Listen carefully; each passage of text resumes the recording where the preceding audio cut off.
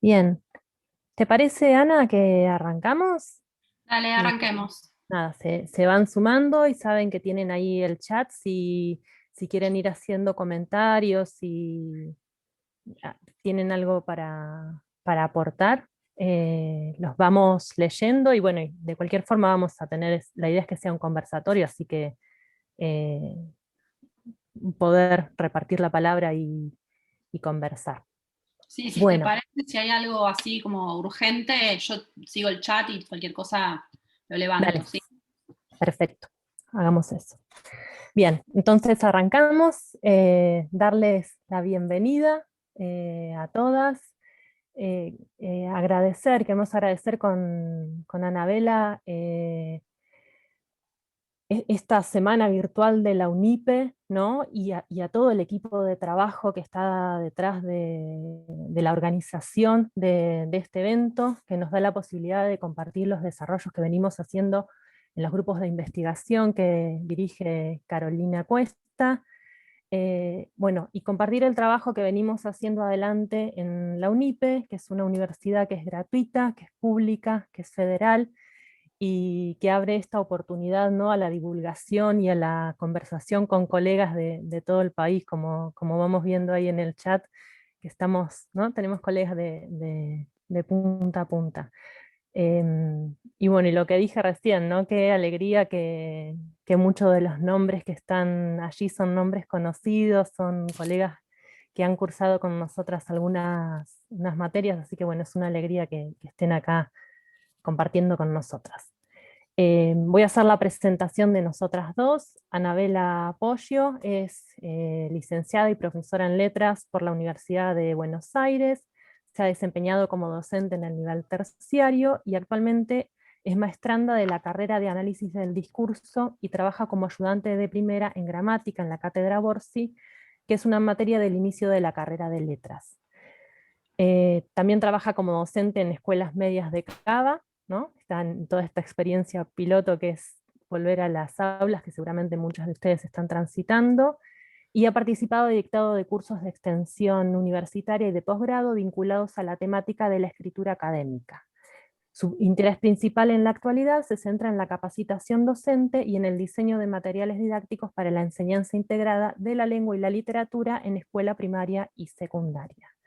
Y me presento yo, soy también profesora y licenciada en letras, estoy graduada en la Universidad Nacional de La Plata, además soy especialista docente de nivel superior en educación y TIC por el INFOD, los postítulos que hace unos años se dictaron desde el Ministerio de Educación.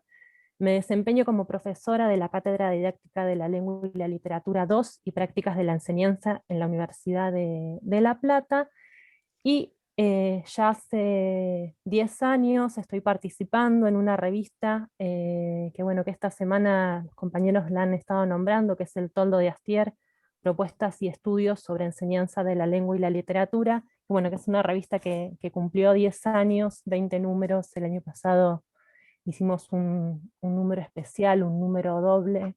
Es muy fácil de encontrar en internet.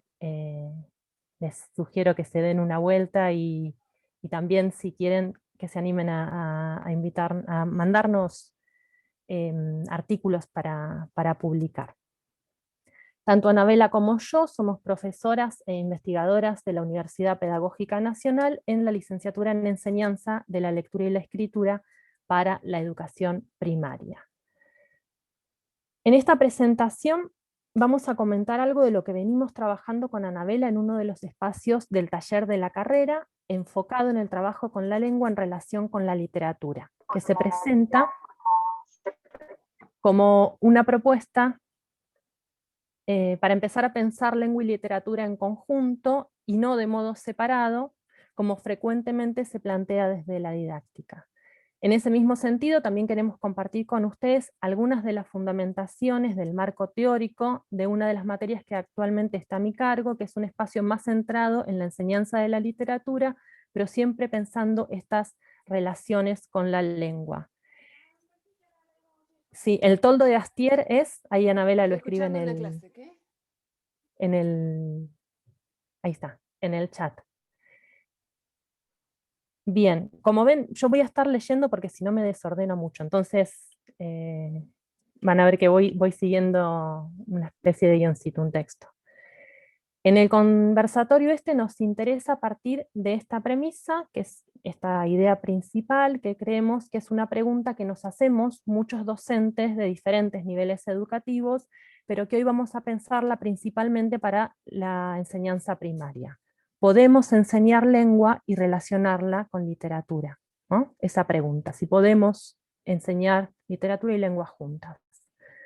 Vamos a mostrar una serie de propuestas donde analizaremos diferentes aspectos de la enseñanza de la lengua, morfológicos, semánticos, sintácticos, y buscaremos los sentidos que esos aspectos aportan a la interpretación de los textos literarios propuestos.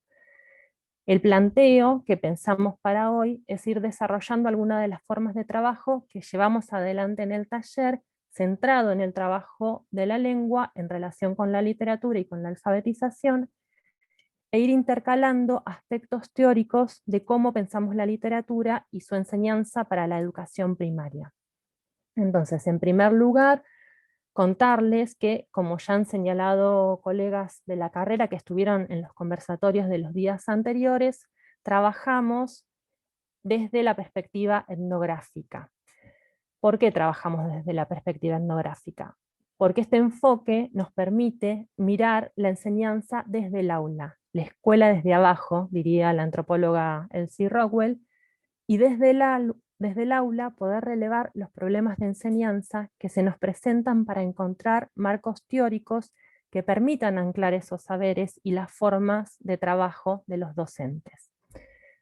Y lo pensamos de esta manera porque en nuestro propio trabajo en el aula, pero también en nuestra trayectoria en formación superior, nos es posible ver que hay ciertas ausencias que venimos registrando en la formación de maestros que hacen que no tengan la posibilidad de conceptualizar problemas en el aula. Por ejemplo, cuando nuestros alumnos escriben algo, cuando nos cuentan algo sobre las leyendas urbanas, cuando hacen un comentario que me doy cuenta que está relacionado con el cuento que se está leyendo en el aula, pero muchas veces no termino de tener la certeza de por qué aparece ese comentario.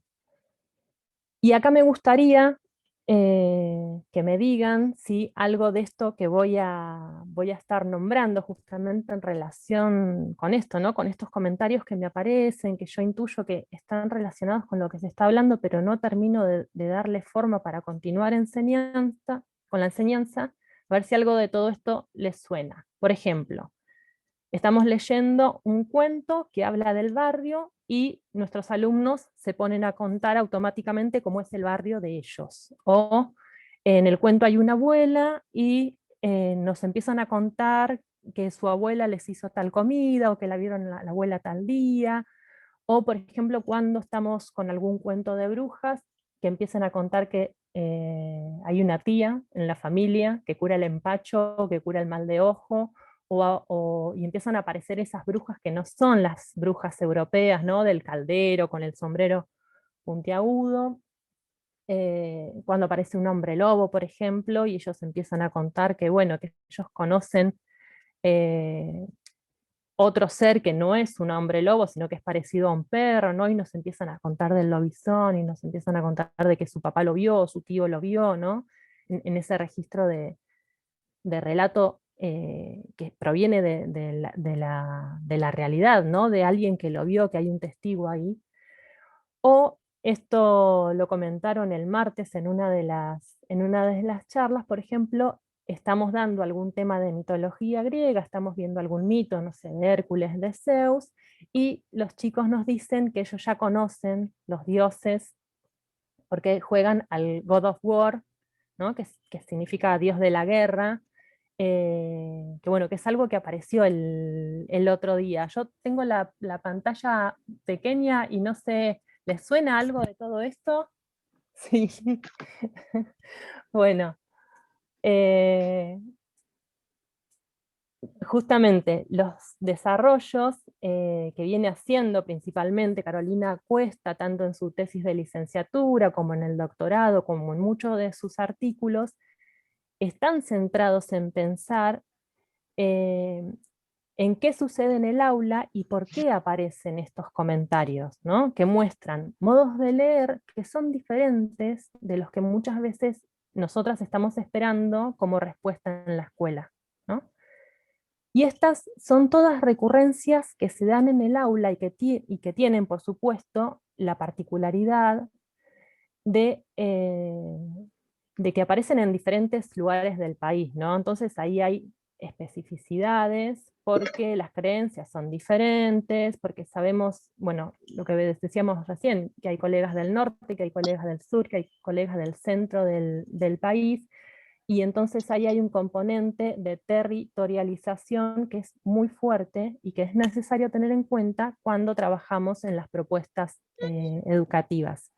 Esto lo estuvo conversando el otro día Mariano Dubín y Virginia Cuesta también en uno de los conversatorios, y Mariano Dubín desarrolla en su tesis de licenciatura y doctorado en nuestro país, él desarrolla que en nuestro país hay mucha migración interna y también que hay migración que proviene de países limítrofes. Entonces, las historias viajan con esas familias y se instalan y se reconfiguran en nuevos contextos con las particularidades de sus creencias, de las lenguas que cuentan esas historias.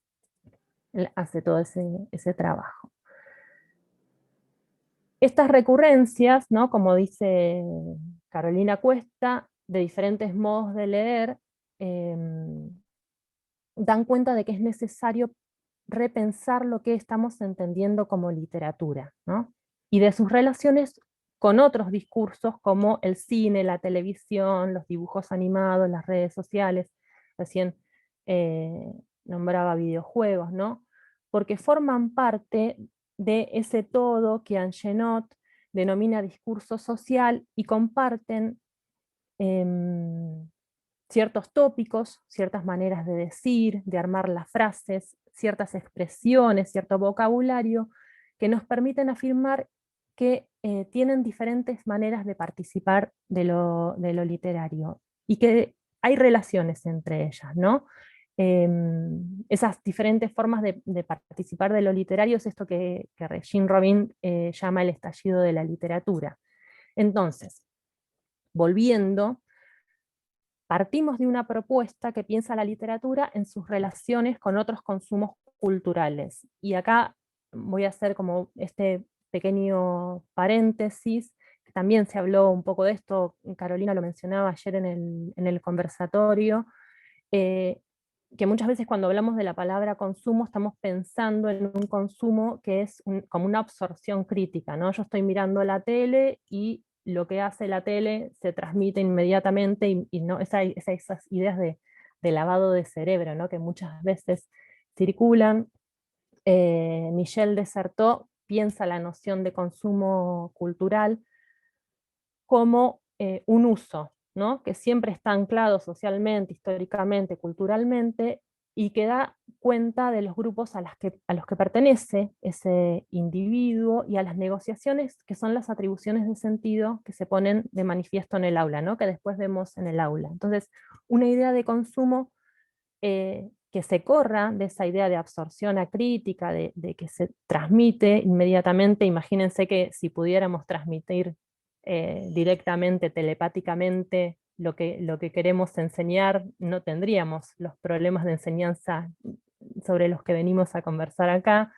Entonces, bueno, también entender que cuando los chicos ven videojuegos, ven televisión, ¿no? Que quizás son los consumos más criticados, o lo mismo cuando estamos leyendo, ¿no? Con ellos en el aula, eh, pensar que hay apropiaciones que son diferentes para ellos y que esas apropiaciones tienen que ver con sus identidades, pero también con sus identidades en términos de pertenencia de grupo, ¿no? De cuáles son sus culturas, cuál es su lengua, de qué grupos sociales provienen, qué se legitima en esos grupos y qué no. Bueno, todas esas operaciones. Todo esto lo planteamos en el sentido de poder dar un marco teórico a las recurrencias que vamos viendo en el aula. Por ejemplo, como hoy decía, cuando a propósito de un cuento de Bruja de Caldero, me cuentan de la tía, ¿no?, que cura el mal de ojo, ¿no? Eh, Ese comentario que aparece ahí está relacionado con eso que estoy leyendo. Entonces, bueno, tratar de encontrar los marcos teóricos que puedan fundamentar ese comentario, entender por qué se está realizando ese comentario que tiene que ver con estos modos de leer. Ahora, me van a decir, con mucha razón, pero yo vine a una charla sobre lengua, ¿no? ¿Qué tiene que ver todo esto que me están hablando de la literatura? Bueno, está relacionado justamente porque podemos pensar la lengua en relación con la literatura y otras formas del literario por las relaciones entre los diferentes discursos que conforman el discurso social. Si los pensamos en sus relaciones, destabicando, dice Angenot, desclausurando, vemos ahí que hay fraseologías, frases hechas, expresiones que ponen en relación estos discursos. Y Anabela va a estar trabajando ahora sobre una serie de ejemplos donde esto se va a ver. Bueno, me toca a mí, ¿no, Manu? No, ¿Todavía no? apenitas. Comento una cuestión sobre lo de los videojuegos a ver, para explicar un poco más a qué me refiero con esta cuestión de las fraseologías, de las frases, ¿no? De las expresiones de los diferentes consumos. Por ejemplo, yo no puedo afirmar que un videojuego sea literatura, ¿no?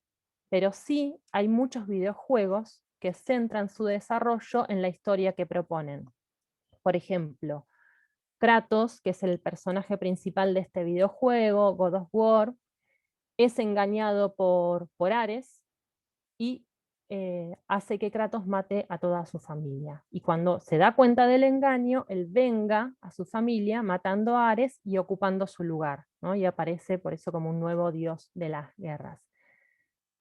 Si un alumno me cuenta a mí la historia de este videojuego, ahí van a aparecer unas selecciones léxicas, unas frases en la forma de contar esa historia donde van a aparecer las historias de venganza, estas palabras, ¿no? No usamos la palabra venganza cotidianamente, pero sí va a aparecer cuando está contando esto porque pertenece, ¿no?, a ese tipo de relato. Entonces, cómo poder observar estos aspectos de la lengua, que están a nivel de la lengua, me permiten contribuir al sentido de lo que ahí se dice y se está leyendo. Anabela, por ejemplo, en uno de los ejemplos que va a dar, va a trabajar sobre una canción de María Elena Walsh, donde aparece esa relación, que es la relación sílaba-palabra, con el sentido de la canción, porque es la forma que va a tener de describir ahí al personaje. Y ahora sí, le doy la palabra a Ana. Bueno, gracias, Manu. Les voy a compartir pantalla. A ver, un segundito. Bueno, y como decía Manuela, en el taller venimos de alguna manera pensando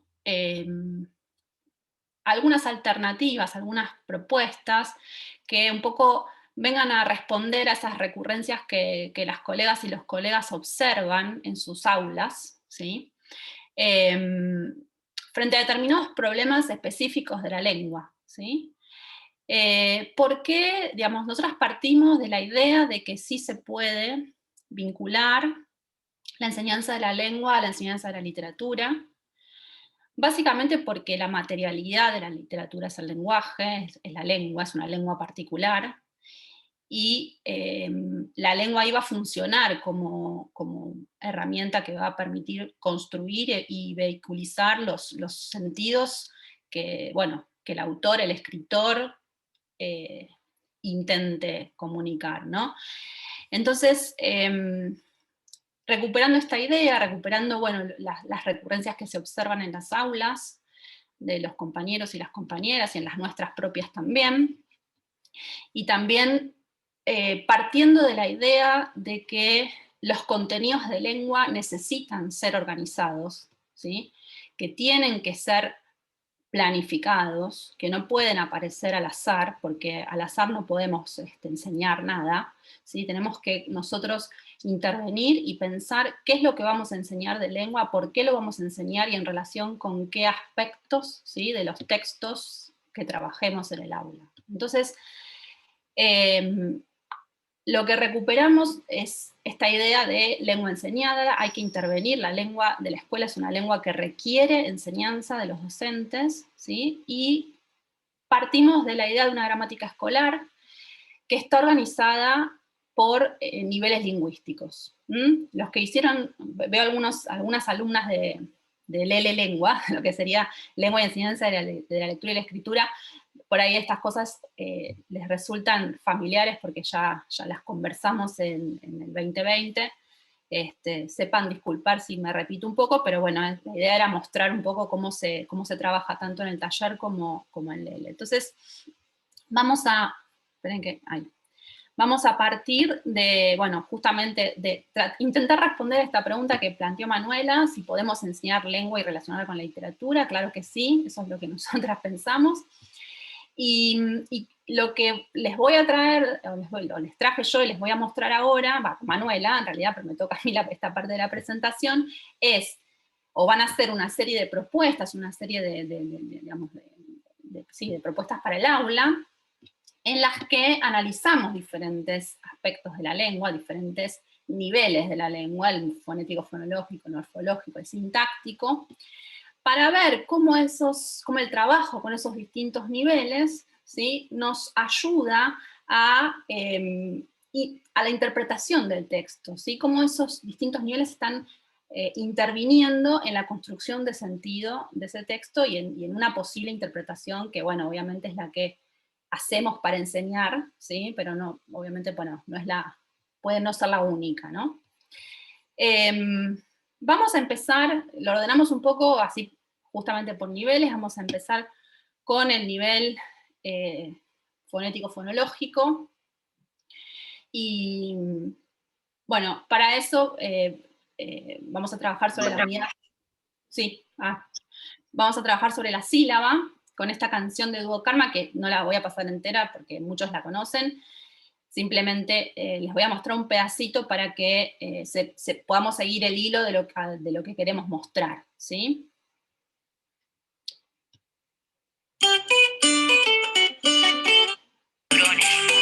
Porque nos vamos a la luna. ¿De qué está hecha la luna nueva, la luna llena?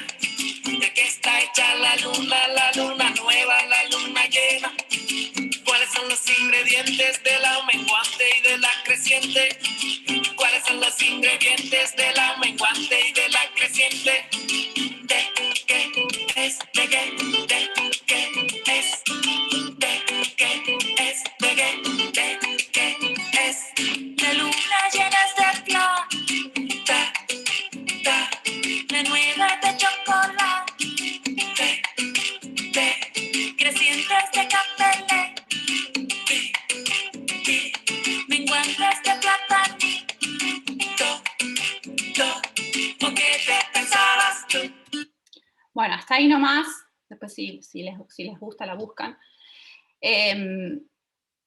¿Por qué planteamos esta canción? Bueno, esta canción básicamente lo que hace es mostrar las fases de la luna, ¿sí?, la luna llena, la luna nueva, creciente y menguante, y para explicar esas fases de la luna va a establecer comparaciones o lo va a hacer a través de la semejanza que tienen esas fases con determinados elementos o materiales o colores, ¿sí? Por ejemplo, la luna llena es de plata, la plata aparece ahí justamente porque la luna llena brilla y es muy blanca, y entonces, bueno, ahí se define por el color.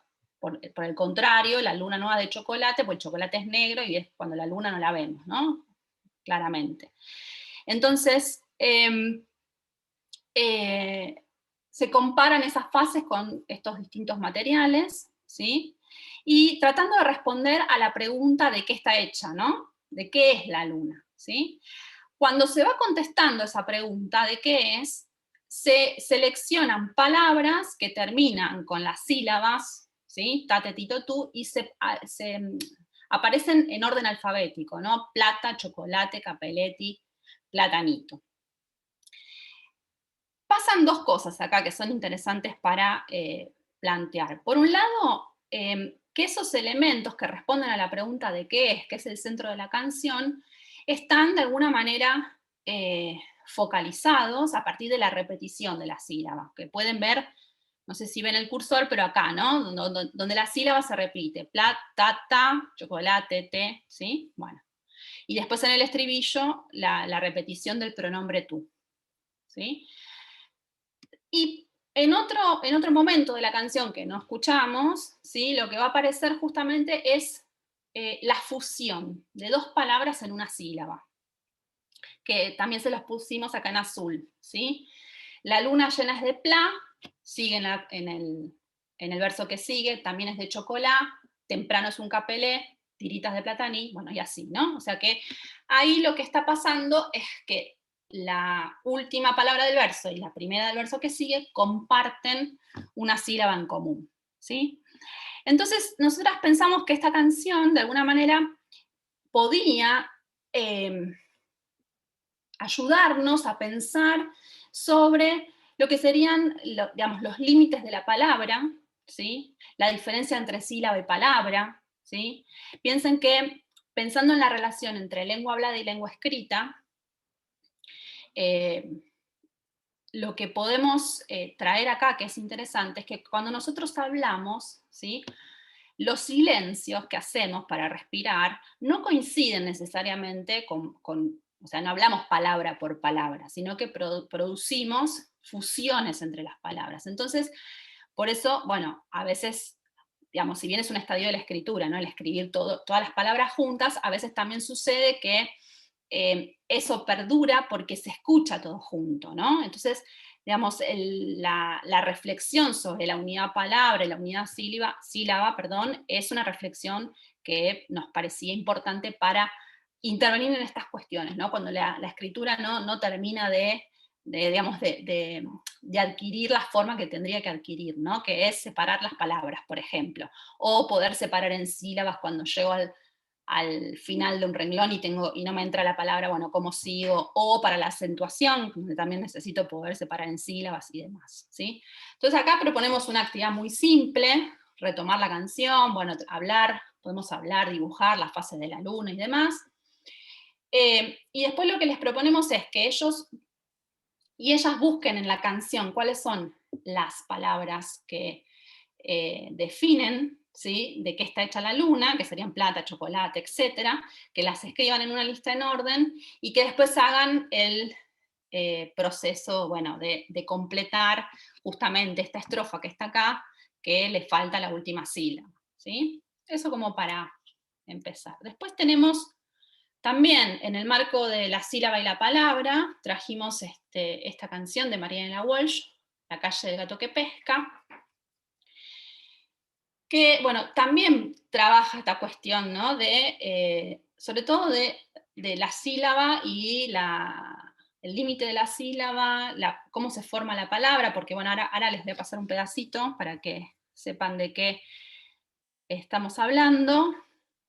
No sé si la conocen, es muy famosa. Peligroso es andar por la calle del gato que pesca y después se esconde y escapa, papá. ¿Lo ves o no lo ves? Al gato que pesca, allí, sentado en su ventanilla. Bueno.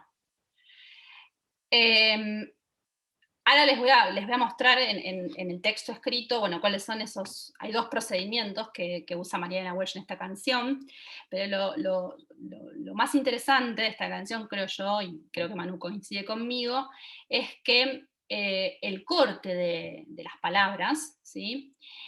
Se usa de alguna manera para caracterizar al personaje, es decir, no es un mero juego sonoro, ¿sí? Sino que lo vamos a poder relacionar con el sentido de lo que la canción está contando.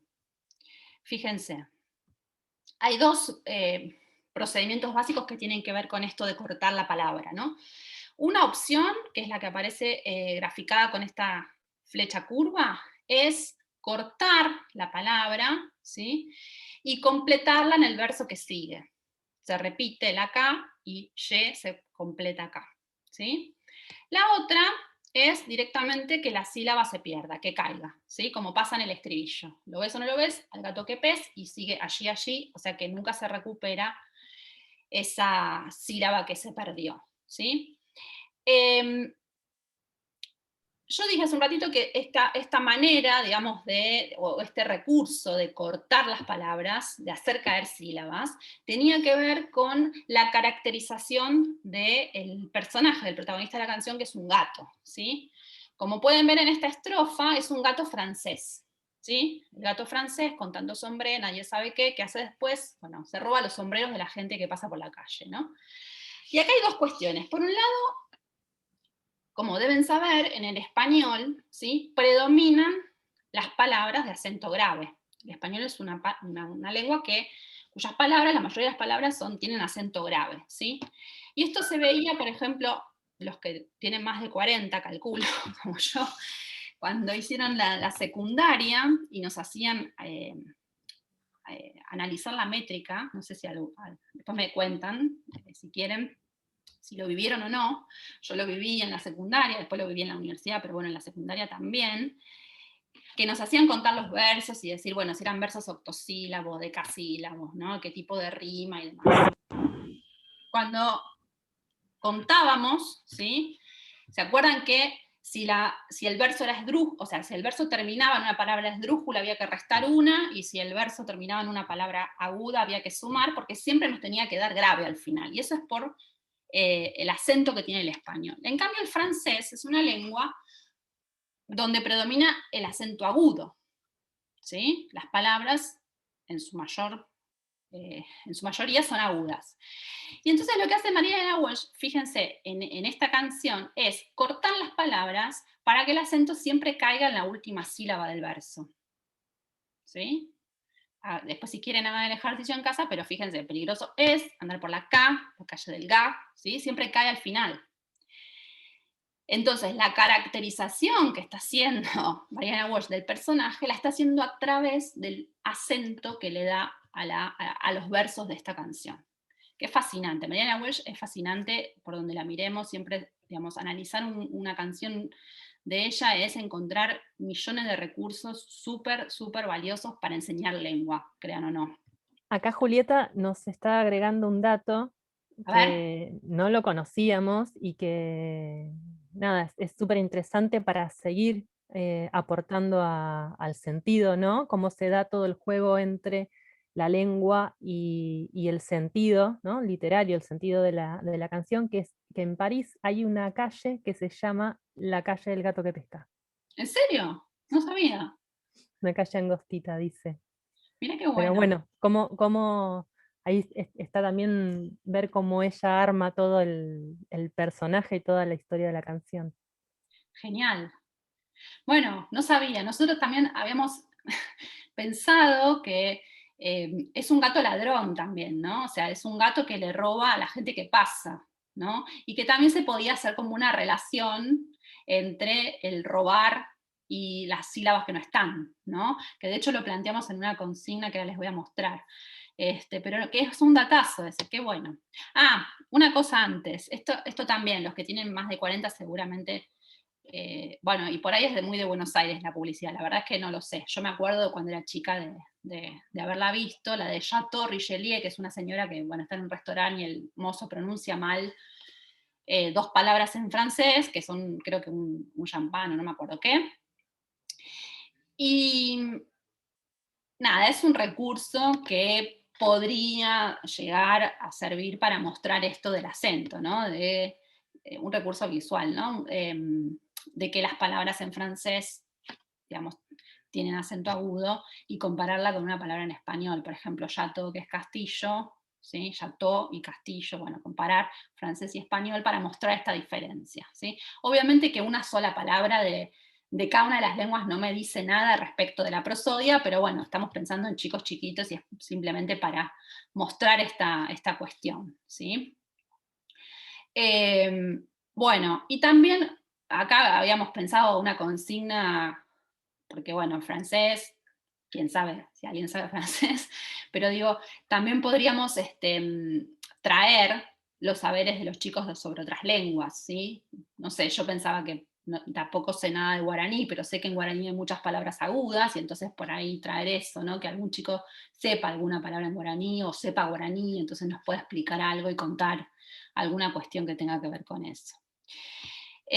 Bueno, como les decía, entonces, una consigna que estuvimos pensando es esta que les decía acá del robar, ¿no? Además del francés, este gato es un bandido, le roba la ropa a la gente que pasa, y también se robó algunas de las sílabas de la canción, ¿no? Las pueden completar, ¿sí? La idea es que completen la palabra, ¿sí? Con las sílabas que faltan.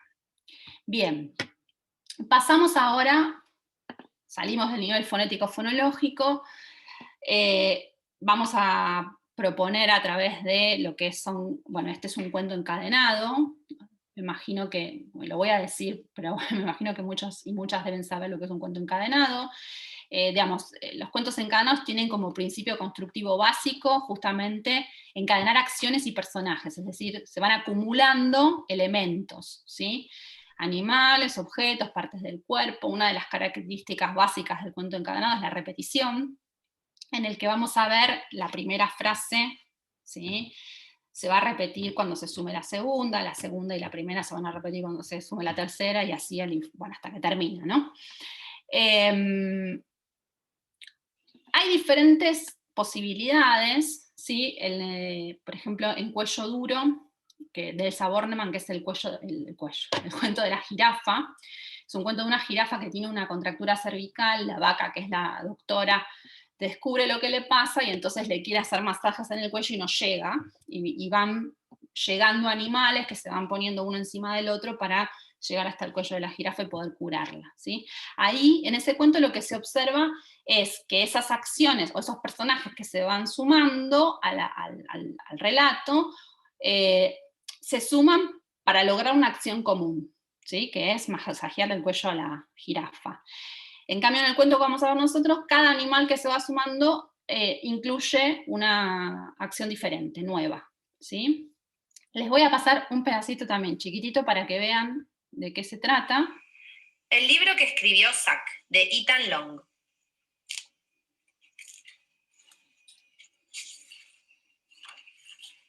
Este es el cerdo que dijo oink en el libro que escribió Zack. Oink. Este es el zorro que asustó al cerdo, que dijo oink en el libro que escribió Zack.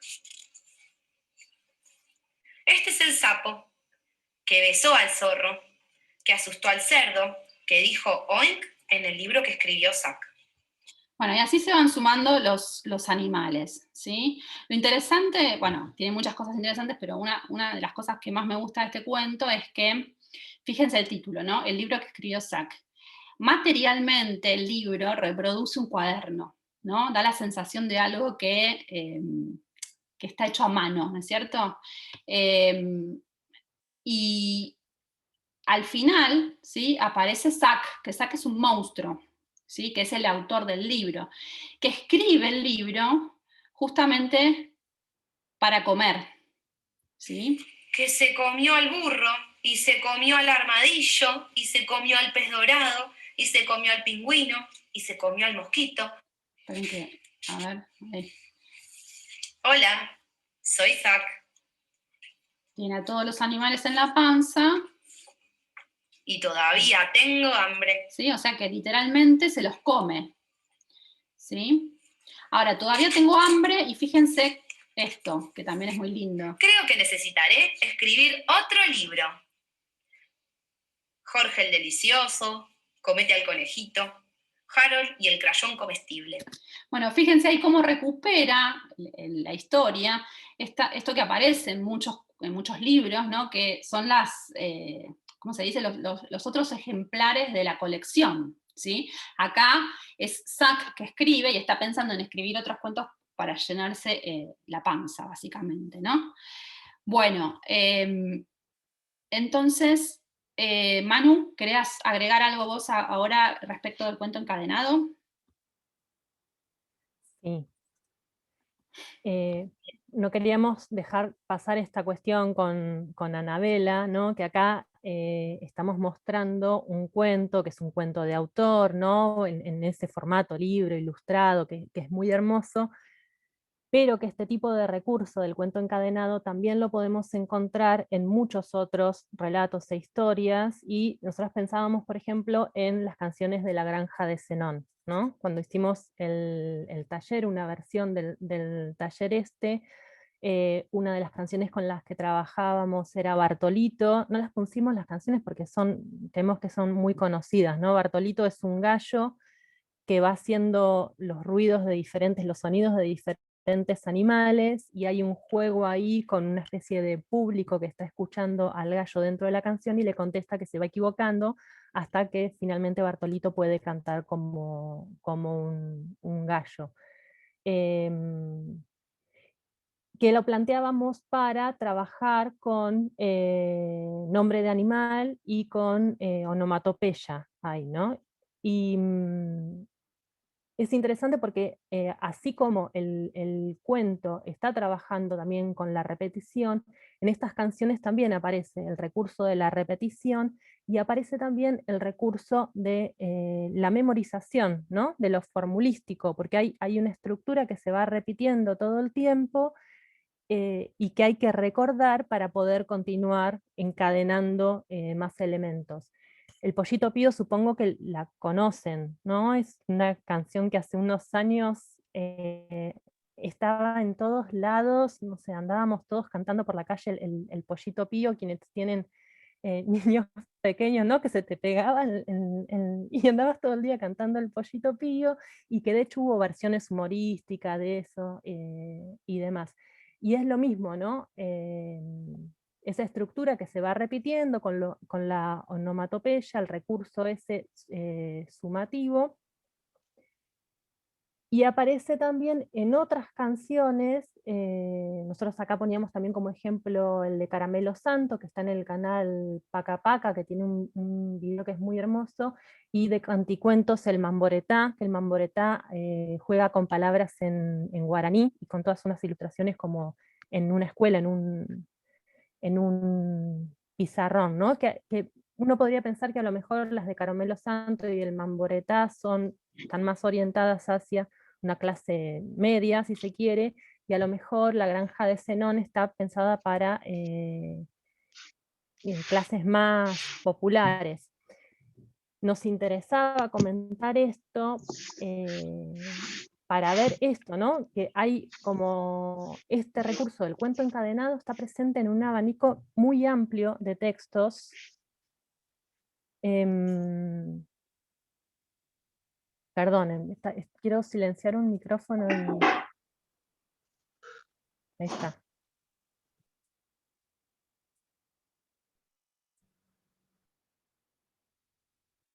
Y sigo.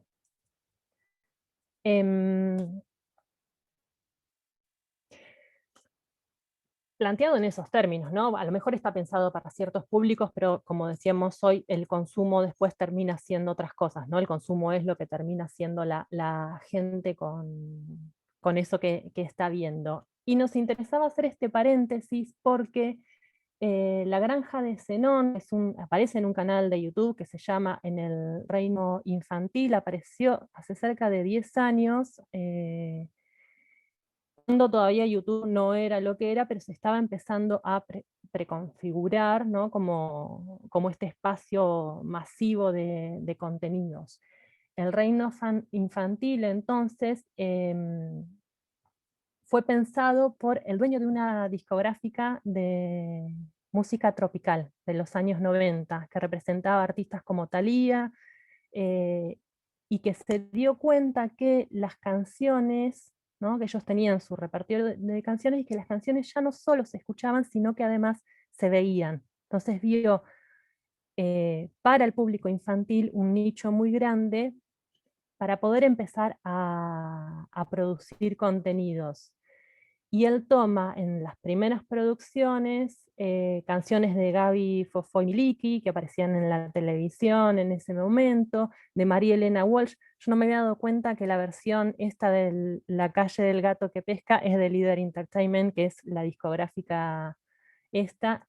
Es una de las primeras producciones, sacan un montón de canciones de María Elena Walsh, pero también canciones tradicionales, juegos populares, y como muchas de las estrellas de esta discográfica eran estrellas del ambiente de la cumbia de ese momento, van a encontrar que hay canciones que están cantadas por Ricky Maravilla, por Gladys y La Bomba Tucumana, y que muchas de esas canciones tienen contenido picaresco, ¿no? Por ejemplo, Cuidado con la bombachita, que supongo que también la conocen, que hace ese juego de palabras, también ese corte de palabras, y que es un video que tiene 370 millones de vistas, que es ¿no?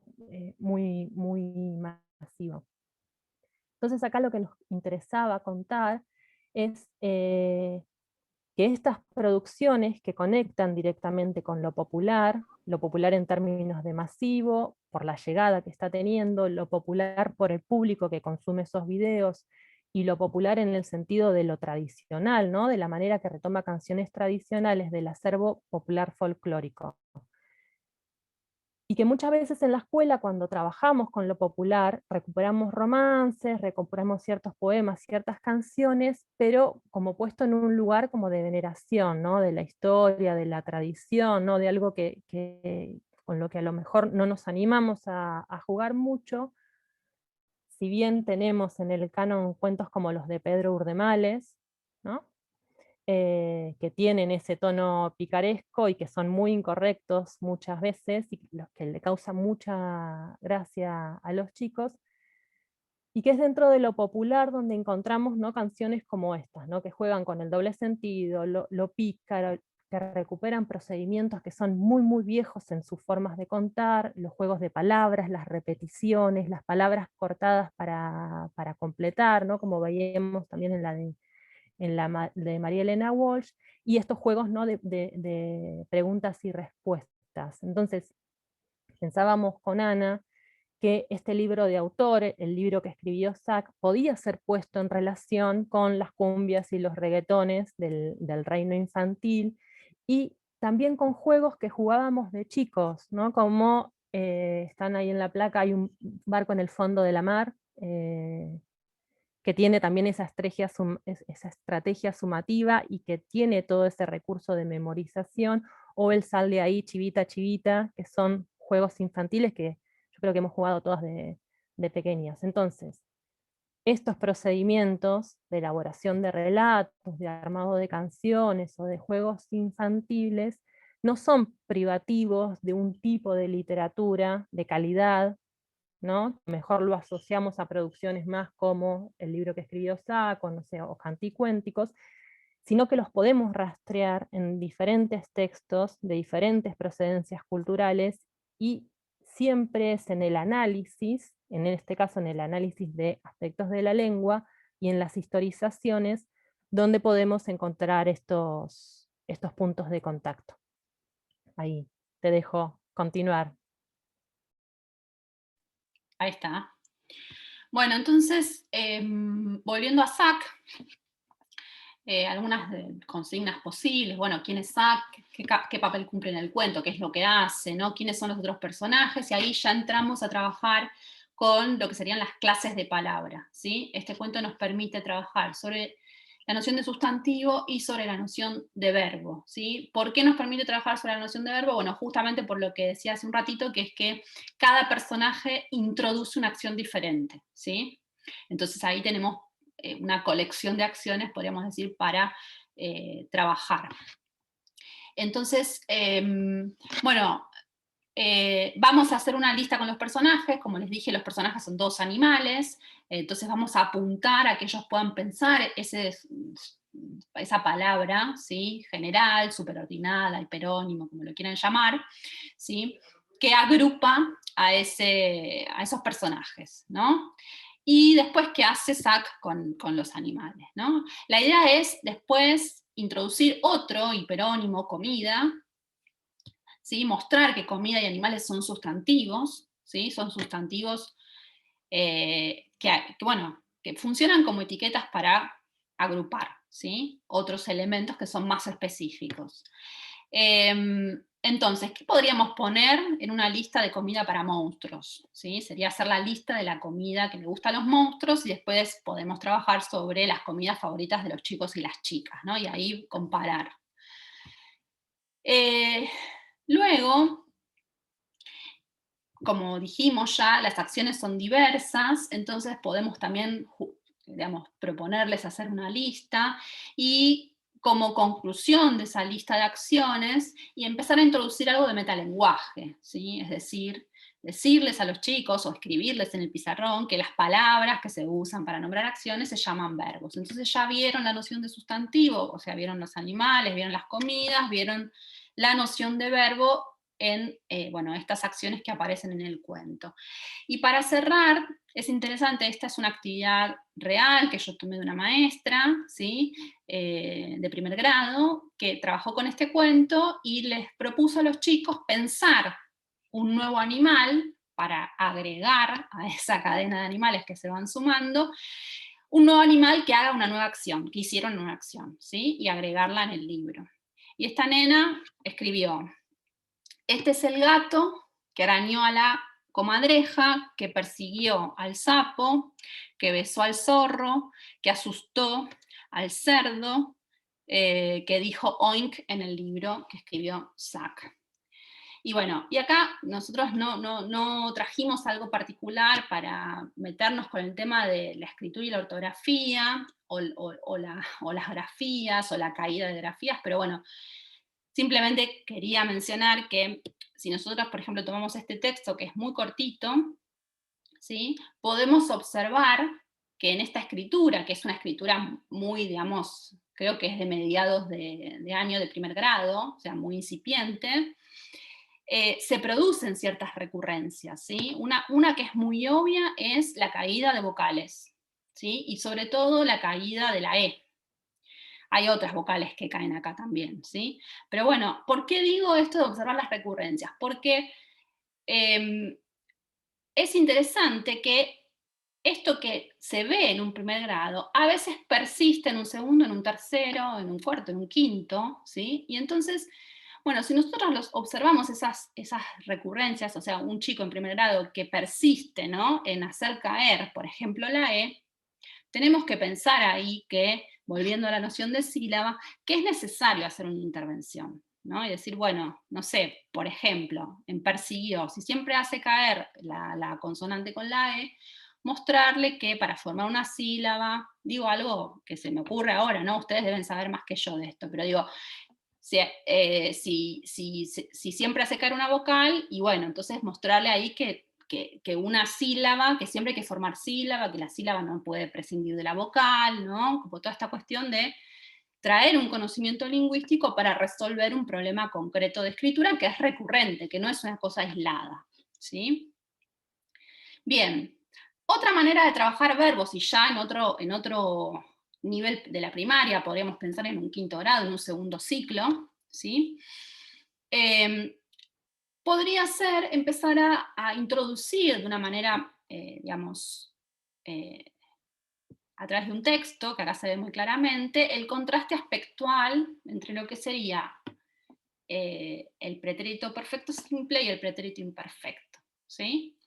Entonces acá tomamos no hicimos consigna, simplemente era para mostrarlo, tomamos una canción muy conocida, que es la canción de la vaca estudiosa, también de Marianela Walsh, para trabajar estos contrastes entre narración y descripción, ¿sí? Entonces, obviamente que tenemos que enseñar el tiempo, tenemos que enseñar la forma, ¿sí? Los verbos no son regulares, entonces, bueno, hay que ahí ponerse a enseñar algunas cuestiones de lo formal, pero desde el punto de vista del significado, que es lo que nos interesa acá mostrar, es que digamos, el contraste aspectual funciona muy bien, porque el pretérito imperfecto en esta canción está usado para las descripciones y el pretérito perfecto simple está usado para las acciones que va desarrollando la vaca en la canción, ¿sí?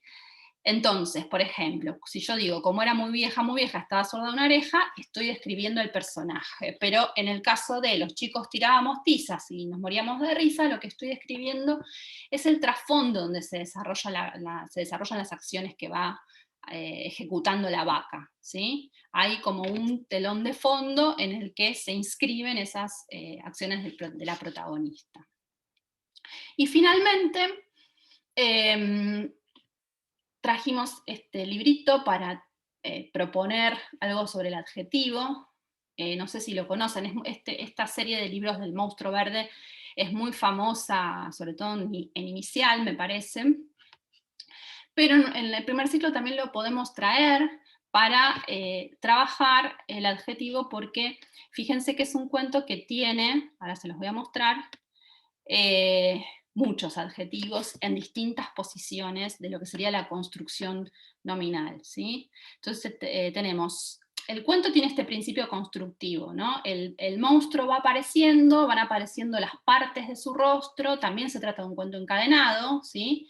Van apareciendo las partes de su rostro hasta que el rostro se forma de manera completa, y luego, cuando se hace de noche, las partes del rostro empiezan a desaparecer hasta que no queda nada y nos vamos a dormir, ¿sí? Entonces dice, pequeño... Sí, Perdón, perdón. antes, agrego algo porque lo teníamos en versión video y ahora es imagen. Sí. Está agujereado, no es ese tipo de la hoja al ir pasando, va a ir agregando los... Claro, por eso se va construyendo. Gracias, Esos Manu, lo iba a marquitos decir que y me lo ven. olvidé. Sí, son hojas caladas, ¿sí? Y de colores. Entonces, al ir pasando, digamos, las hojas, van apareciendo distintos colores y distintas agujeritos que van mostrando las formas. Y otra cosa interesante que tiene, que también quería decir, y me había olvidado, y Manu me hizo acordar, es que es muy útil, también si estamos en primer ciclo y los chicos se están alfabetizando, bueno, justo no están mayúsculas, pero que los colores están escritos en color, ¿no? En el color que son amarillo en amarillo, verde en verde, rojo en rojo, ¿no? Y que eso también puede funcionar como pista, como ayuda, ¿no? Para empezar a leerlos, ¿no? Bien, entonces tenemos pequeño monstruo verde, tiene dos pequeños ojos amarillos, una diminuta nariz verde azulada y dos pequeñas orejas retorcidas, una sonriente boca roja con un diminuto colmillo blanco, un pequeño y rizado mechón de pelo púrpura y un pequeño rostro verde y sonriente. Pero ha salido la primera estrella, así que buenas noches, pequeño rostro verde y sonriente. Buenas noches, pequeño y rizado mechón de pelo púrpura. Buenas noches, diminuta nariz verde azulada y pequeñas orejas retorcidas. Buenas noches, sonriente boca roja. Buenas noches, diminuto colmillo blanco. Buenas noches, pequeños ojos amarillos. Buenas noches, pequeño monstruo verde, dulces sueños. ¿Sí? Entonces acá uno puede elegir qué trabajar, digamos, depende de la complejidad con la que quiera abordar el adjetivo. Se pueden trabajar solo los colores o se puede también incluir los adjetivos que aparecen prepuestos al nombre, que tienen que ver con el tamaño, la forma, ¿sí? Alguna característica, no sé, como sonriente o rizado, ¿sí? Nosotras pensamos en estas consignas, ¿sí? A partir de qué parte del cuerpo conocemos al monstruo, cuáles son las partes que forman el rostro, ¿sí? Si las pueden señalar en esta imagen que tenemos acá. Y bueno, recuperar las características que tiene cada parte según lo que dice el cuento, ¿no? Por ejemplo, dice que los ojos son amarillos y son pequeños. Y de las demás partes, ¿qué se dice, ¿no? Y la idea es armar un cuadro que también me permita categorizar sustantivos y adjetivos. Tenemos la parte del cuerpo, que va a ser el sustantivo, y los colores y las formas, ¿sí? Y estas características como sonriente o rizado, que también serían los adjetivos, ¿sí? Y todo esto, si bien, digamos, concierne a la lectura, también lo podemos reutilizar en una tarea de escritura, ¿sí? Es decir, una vez que arman el cuadro, pueden ellos en este mismo cuadro agregar partes del cuerpo y agregar otros adjetivos y después crear su propio monstruo, su propio personaje, con esta lógica, ¿no? También de que vaya apareciendo o desapareciendo de a poco o no, ¿no? Cada uno decidirá qué le conviene más. Así que bueno, eso es todo lo que tenemos, para mostrarles. Había muchas cosas más, hicimos una selección, pero bueno, en principio, hasta acá vamos a llegar. Así que, Manu, no sé si querés cerrar o decir algo más. No, hay un par de comentarios. Julieta pregunta por si lo que estaría encadenada no es la ilustración, ¿por qué se encadena el texto? Mira, yo el encadenamiento lo veo, a ver, no es tan claro como en otros relatos, ¿sí? Pero hay una repetición que se da en forma de espejo. Es esa un poco por qué lo pensamos como encadenado, ¿no? Sí, el encadenamiento se da en el dibujo, pero después de la manera inversa van desapareciendo de manera de espejo los elementos. ¿Sí? Hay como una secuencia y hay una repetición ahí también. ¿Sí? Hay una acumulación. Pensamos en lo encadenado también como una cuestión acumulativa, ¿no? Y pregunta también, dice el texto es perfecto para trabajar además la secuencia descriptiva según Adam. Bueno, si se consigue fácilmente lo contesta abajo Laura, dice, está en las colecciones de aula enviadas por el ministerio hace años. La verdad es que a mí me lo regalaron. Yo no sé si se consigue o no. Yo sé que en los jardines está, Mirá, porque no tengo hijas conozco. en edad inicial, pero no sé qué tan fácil se consigue. La verdad es que no lo sé.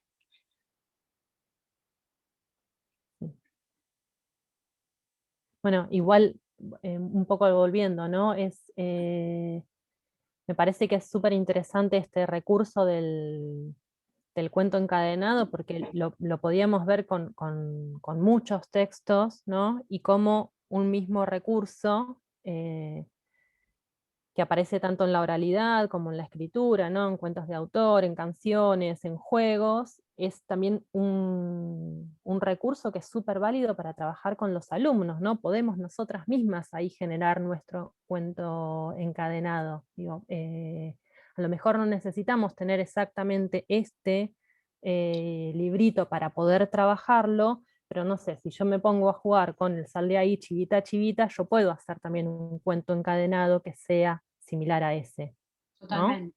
Digo, el recurso aparece en un montón de textos diferentes, ¿no? Eso me parece que es como lo interesante. Y de ahí hacer esta relación con la lengua, ¿no? Cómo el cuento encadenado va seleccionando ciertos elementos de la lengua para que nos permite trabajar con eso y focalizar ahí esos aspectos. Ujú. La Vuelta al Mundo de Villafañe está abierto en el Plan Nacional de Lectura. Bueno. Sí, hoy comentaron más arriba La Vuelta al Mundo de Villafañe, me hicieron acordar, yo cuando era chiquitita lo fui a ver a un teatro, al Teatro Municipal de Bahía Blanca, y tengo grabada en la memoria la imagen de él apareciendo, construyendo su teatro de títeres. Claro, Villafañe también recuperaba mucho de lo tradicional y tiene textos que son muy hermosos. Bueno, la idea ahora es, no sé, que conversemos, que nos cuenten qué les pareció, que Que pregunten. si tienen preguntas. Acá dice Laura que le parece muy interesante recuperar a Bartolito. Bartolito es un hit. Si tienen pequeños, seguramente la han escuchado, o amigos, ¿no? Con chicos pequeños. Eh, Tiene toda esa cosa del cuento. A mí me parece muy interesante también toda esta cuestión de la contestación dentro de la canción, ¿no? Que es como un grupo de niños que replica esas escenas como de teatro, ¿no? Le dicen, no, Bartolito, todos juntos, ¿no? Como a coro. Me parece que también hay un montón de recursos donde se pueden armar con esas estructuras fijas, ¿no? Que están respondiendo a literatura oral, ¿no? A literatura tradicional, la cuestión de una estructura, de una fórmula de la repetición, y hacer nuestras propias canciones o, no, o nuestros propios poemas, si se quiere. Dice Vilma, se me ocurre que podríamos trabajar en el segundo ciclo con canciones de Lelutier o de Hugo Varela. No soy muy fan de Lelutier, así que no sé qué estás pensando. Yo soy muy fan de Lelutier, Hola, sí. Hola, ¿abre el Vilma. micrófono? No, estaba pensando cuando ustedes hablaban, ustedes conocen muchas canciones que se trabajan en el nivel inicial, en jardín de infantes o en primer ciclo. Yo como trabajo en el nivel secundario, en el primer ciclo sobre todo, pensaba algunas canciones que a veces se sugieren para trabajar estos temas de lengua a partir de canciones humorísticas. Por ejemplo, de los Lelutier recuerdo una que se trabaja con pronombres mucho. Que ellos hacen Juglar y el rey. palabras todo el tiempo con pronombres que confunde quién con tal o cual persona, y eso, o sea, el recurso humorístico es confundir al referente de ese pronombre todo el tiempo. Y después recordaba, ahora no me acuerdo cómo se llama la canción, pero recuerdo que era de... Hay un libro de Pesetti sobre eso mismo que ella está planteando. Una confusión Es del el libro de los referente. señores Pock y Mock. Sí, Sí, porque también confunde podría las ser. personas. Hay una cuestión ahí con el discurso Claro. de texto, le tiene que decir algo, o sea, le da la Y después recordaba una canción humorística de Hugo Varela, que no sé si se llama El viejo y la vieja, pero es un viejo y una vieja que se están hablando y se están reprochando cosas. Y que el recurso humorístico consiste en trasladar el adjetivo hacia lejos del sustantivo que lo acompaña. Por lo tanto, es ambiguo a quién se dirige el adjetivo, si al objeto o al viejo o a la vieja, por ejemplo, ¿no? Y yo ahora busqué la letra y decía algo así, por ejemplo, una frase dice, me encontró vieja la camisa, me encontró una camisa vieja arrugada. Entonces no sabemos si el arrugada se refiere a la camisa o a la vieja. Creo que dice, me planchó vieja me planchó la camisa vieja arrugada. Entonces la gracia consiste que en el adjetivo arrugada sea atribuido a la camisa o a la vieja. Y así, bueno, fíjense que ahí están nombrando tanto... La interrumpí. se podría trabajar algo de la lengua, de la ubicación sintáctica y con los adjetivos, ¿no? Relacionados. Estaba pensando en eso, me acordaba de esa canción, que es picaresca también, ¿no? Claro, fíjense justamente de eso, ¿no?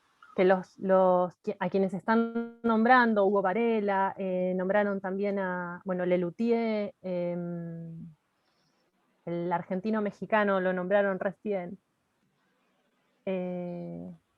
Pesetti, ¿no? Fíjense que el recurso, ahí está, gracias Romina, el recurso de ellos es justamente el humor, ¿no? Y cómo, que esto un poco lo decíamos hoy con estas canciones más de la picaresca, o cuando nombrábamos a Pedro Urdemales, ¿no? Lo mismo todos los juegos de palabras que va haciendo María Elena Walsh, ¿no? Como el humor, uno de los recursos que utiliza son justamente esos juegos con las palabras, ¿no? Y cómo ahí se puede buscar mucho de la lengua y tratar de descubrir cuál es ese recurso que se está Maslía, yo también pensaba hoy en Maslía muchísimo, y Adela Bach también, ¿no? Adela Bach juega mucho con las cuestiones de las rimas, de las palabras pegadas, ¿no? De las palabras que van juntas o separadas, ¿no? Las sílabas.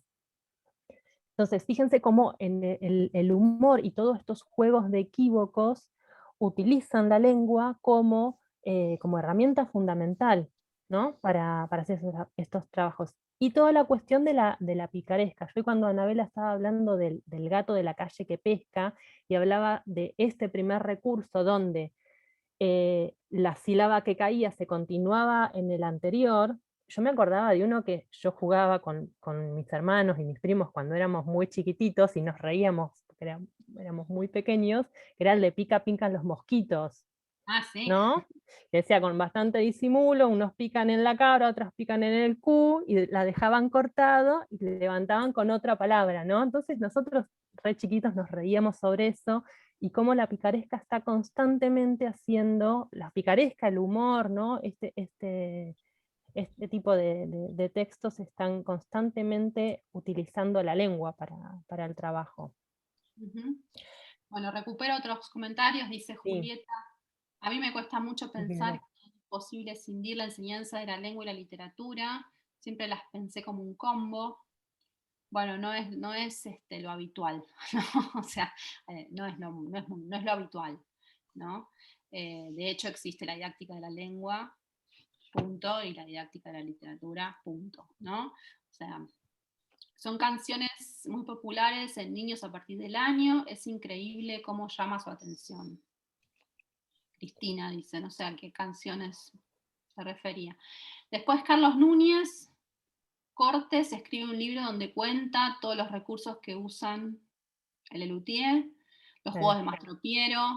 Bueno, ahí estaban las sugerencias que Manu ya levantó. Carolina dice, sí, Pesetti recupera muchos de los recursos y que varios van en el sentido de la charla que dimos ayer con Matías Mazzarella.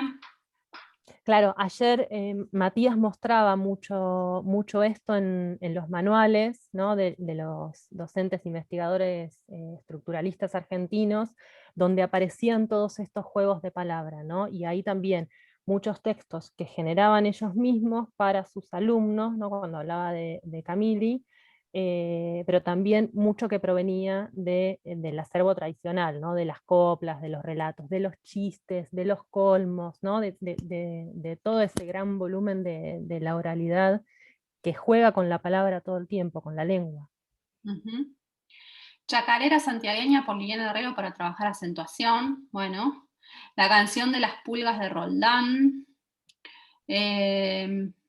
Marinés dice, es muy lindo cómo vamos elaborando en el Forum Corpus para trabajar estos temas, porque claro, van apareciendo las sugerencias. Ir anotando. Sí, hay que ir guardando. Y por las malas palabras, la canción de las pulgas es un éxito, dice Laura. Carolina Baratosevich en 1972 recuperaba los cantos de la cancha. Sí. Claro.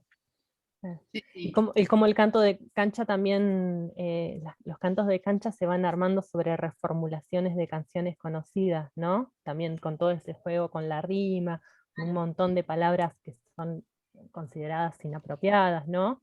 La invectiva con el otro. Bueno, Matías Mazzarella, que su tesis de licenciatura es sobre poesía, él trabaja ahí también toda la relación con lo que es el hip hop, ¿no? Y cómo en el hip hop, en las peleas de gallo, aparecen todas estas discusiones, también con mucha fórmula, con mucha frase pensada previamente, pero también con mucho de la improvisación, con el poder discutirle al otro, ¿no? Bueno, el inicio del Martín Fierro, las payadas también tienen como todos esos recursos. Las canciones de trap, claro. Las canciones de trap. Bien. Yo voy a ir anotando de este corpus que estamos acá armando. Sí, sí.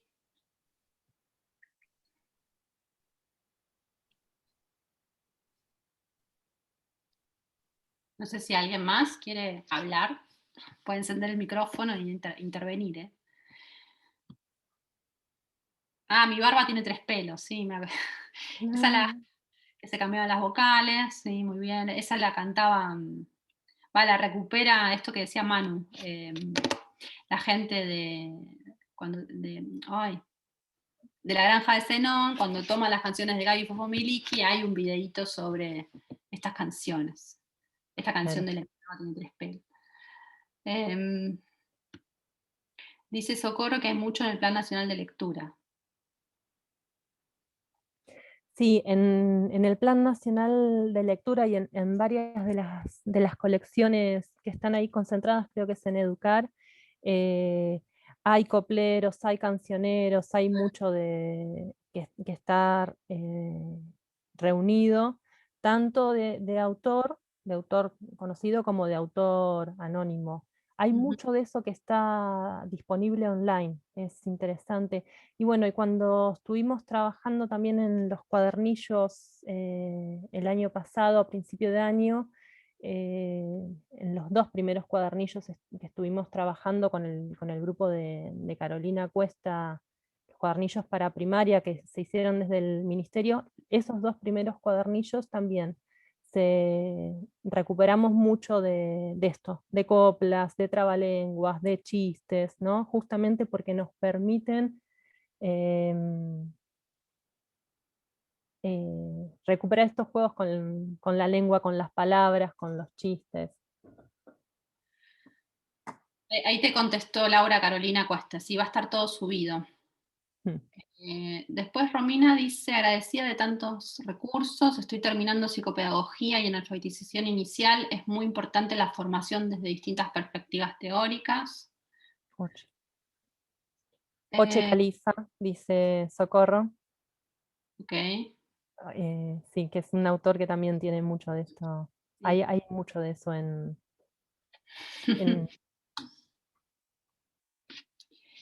Sí, son los cuadernillos esos de Seguimos Educando. Sí. Sí, no, yo decía el Plan Nacional de Lectura, si uno entra en el sitio, justamente pensando en este contexto que estamos ahora de alternancia o de virtualidad plena, depende de dónde estemos, que está todo disponible online, digo, ¿no? Y hay muchísimo de la tradición oral para trabajar y está para descargar y para compartir, digamos, sin problema con las cuestiones de los derechos de autor y demás, que hay muchísimo realmente, o sea que, digamos, hay mucho a disposición para todas las edades, además, ¿no? Es como que podemos cubrir todo el espectro escolar, digamos, desde los más chiquitos a los más grandes. Claro. Sofía dice, gracias por este espacio tan enriquecedor, muy útil para nuestras prácticas diarias. Bueno, gracias Sofía a vos por estar. ¿No tienen ninguna pregunta? ¿Algo que quieran saber? Se están despidiendo ya, por eso. Es el último, no sé si mañana también hay actividades, pero del grupo nuestro es la cuarta charla, ha sido una semana intensa, ¿no? Ha habido muchísimas charlas todos los días, mañana y tarde. Por suerte, como decía hoy Carolina, nos dicen que va a estar todo subido al canal de YouTube, entonces vamos a poder revisar ahí las charlas que nos fuimos perdiendo o que no llegamos a ver. A mí me gustaría que nos cuenten si ustedes usan este tipo de recursos. Ahí leímos algunos autores que sí sabemos que van utilizando, pero que nos cuenten si utilizan esos textos para pensar la lengua o las formas que vienen trabajando enseñanza de la lengua ustedes en la escuela.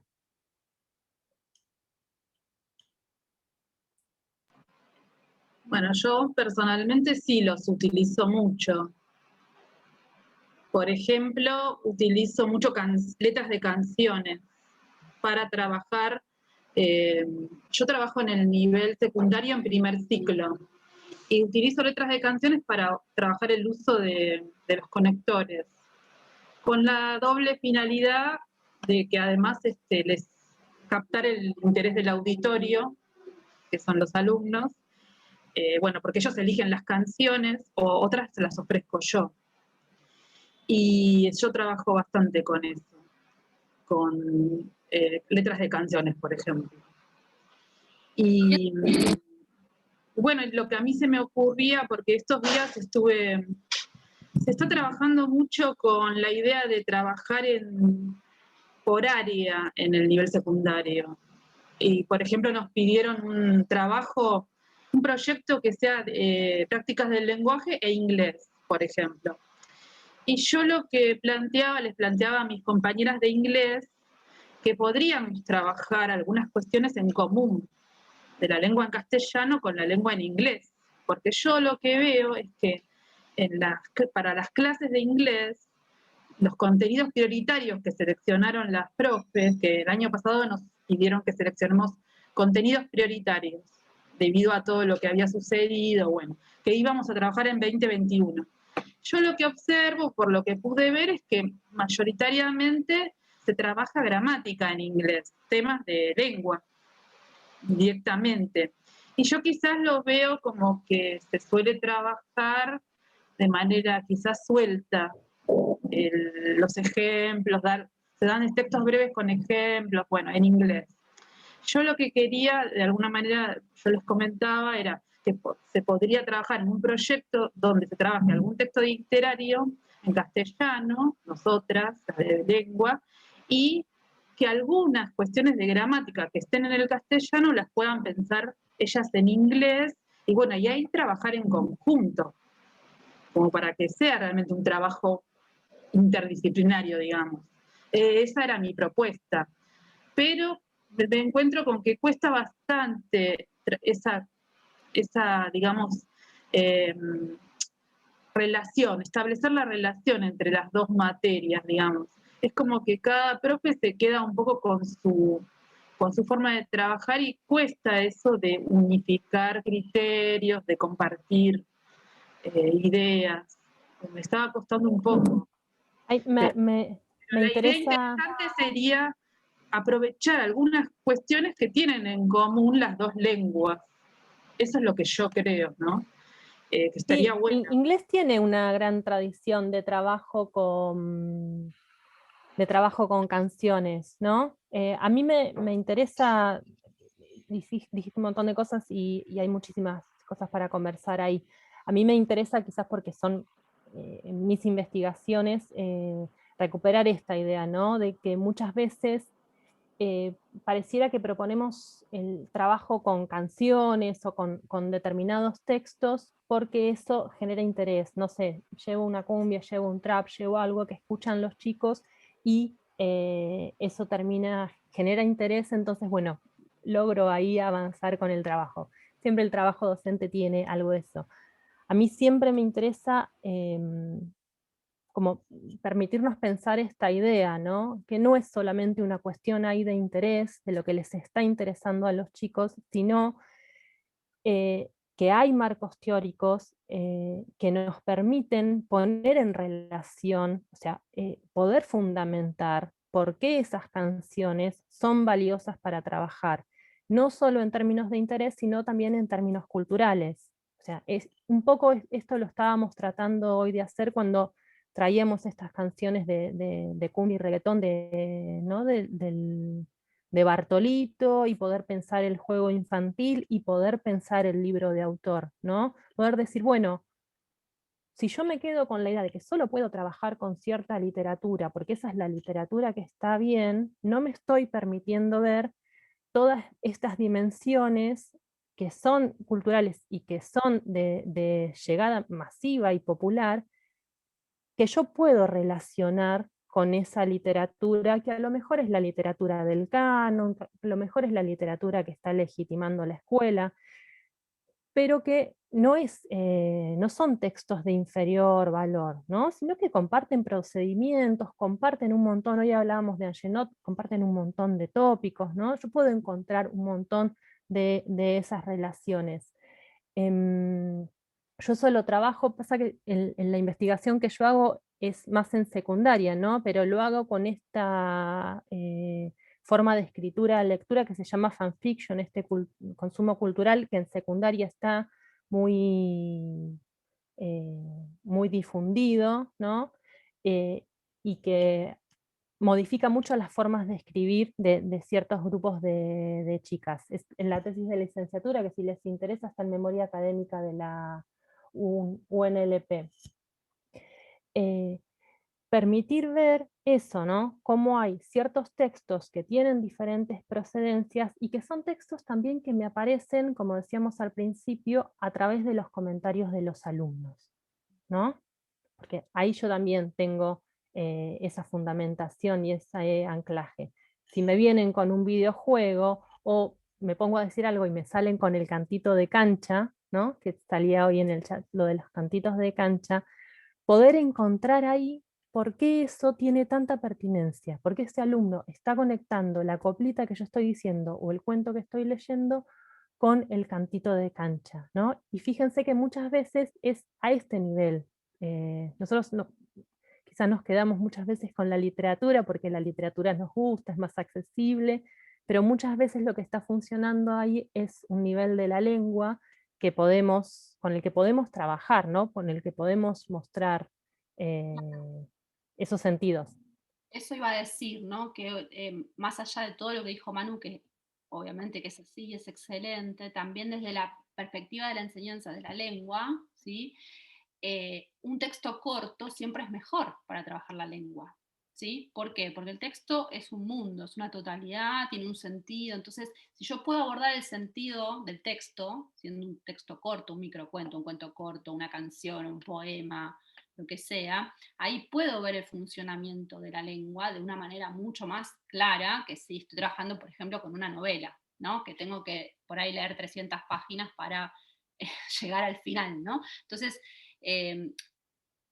tiene también una ventaja muy clara desde esa mirada también, ¿no? De ver cómo funciona la lengua en ese texto, cómo funcionan los recursos lingüísticos, de qué se sirve el autor, ¿sí? Cómo juegan ahí en la construcción del sentido. Si el texto es corto, lo veo de una, eso, ¿sí? Y es mucho más enriquecedor desde la mirada, digamos, de los elementos lingüísticos, ¿no? Del análisis de la lengua. Sí. Además de que es fácil, ¿no? Para llevar al aula, se trabaja en una clase, ¿no? Tiene un montón de otras ventajas que bueno, que por ahí son más pragmáticas, pero bueno, que también son importantes, ¿no? A la hora de pensar una clase.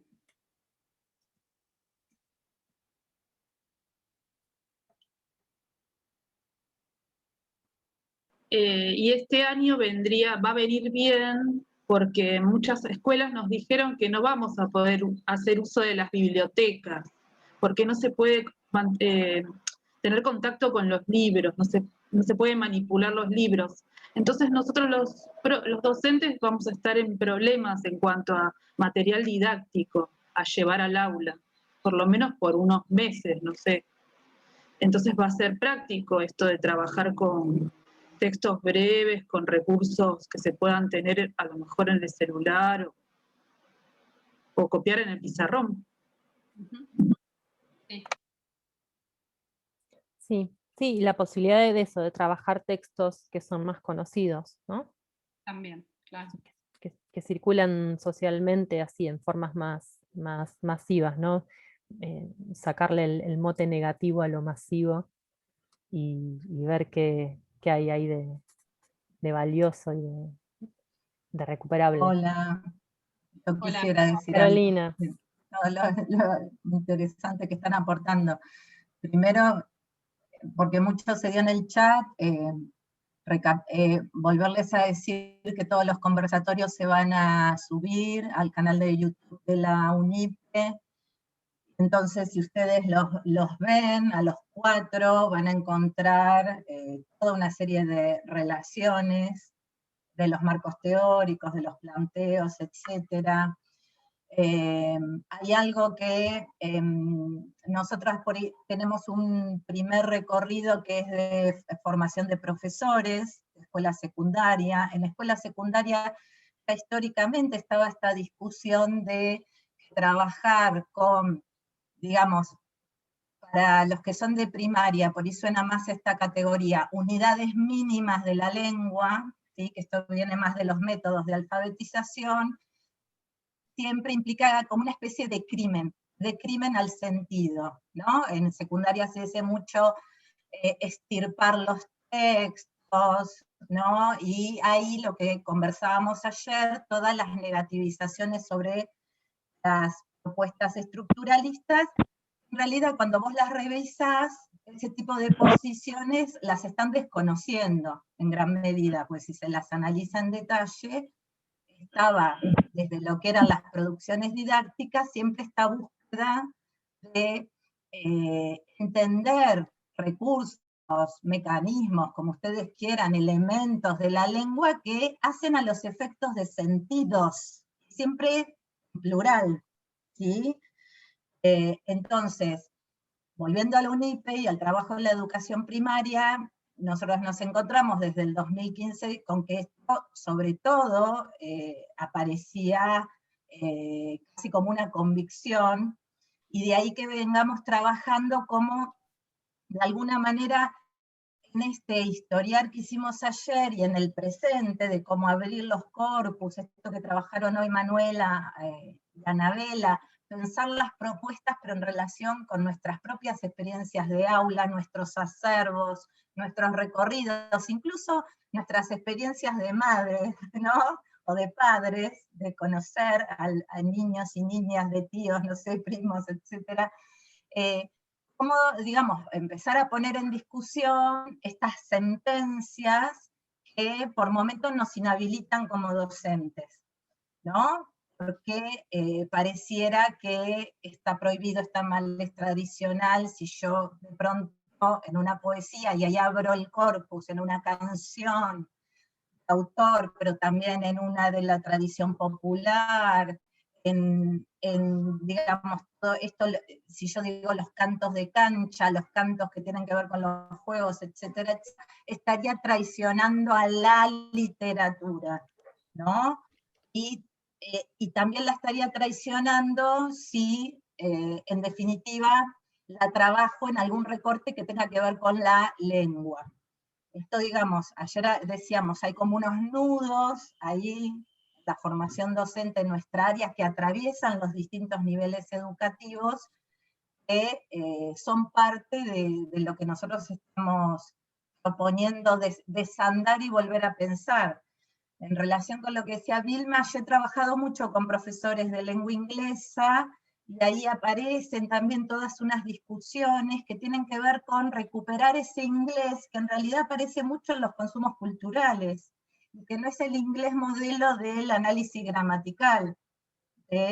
Bueno, es decir, vos con lo que te encontrás ahí son con historias de disciplinas escolares, y de pronto con discusiones particulares, ¿no? Respecto a la educación en pandemia, que en definitiva continúa, porque no todas las escuelas, bueno, ya hay el protocolo máximo es que puedan ir todos los días un ratito, y de ahí para abajo, ¿no? Las distintas modalidades, es decir, seguimos con modalidad remota, todo lo que tiene que ver con recuperar las tradiciones orales, lo popular, los juegos, etcétera, también resulta fundamental, ¿no? O, bueno, volver a mirar qué es lo que está disponible en la web como texto, ¿no? Y no por ahí siempre los mismos textos de autor, etcétera. Como comentaba una de las colegas, de pronto incluso desde el gobierno nacional tenemos a disposición antologías de cancioneros y coplas, etcétera, etcétera. A eso quería aportar, que me parece súper importante de todo lo que se estuvo intercambiando. Y me guardo el silencio.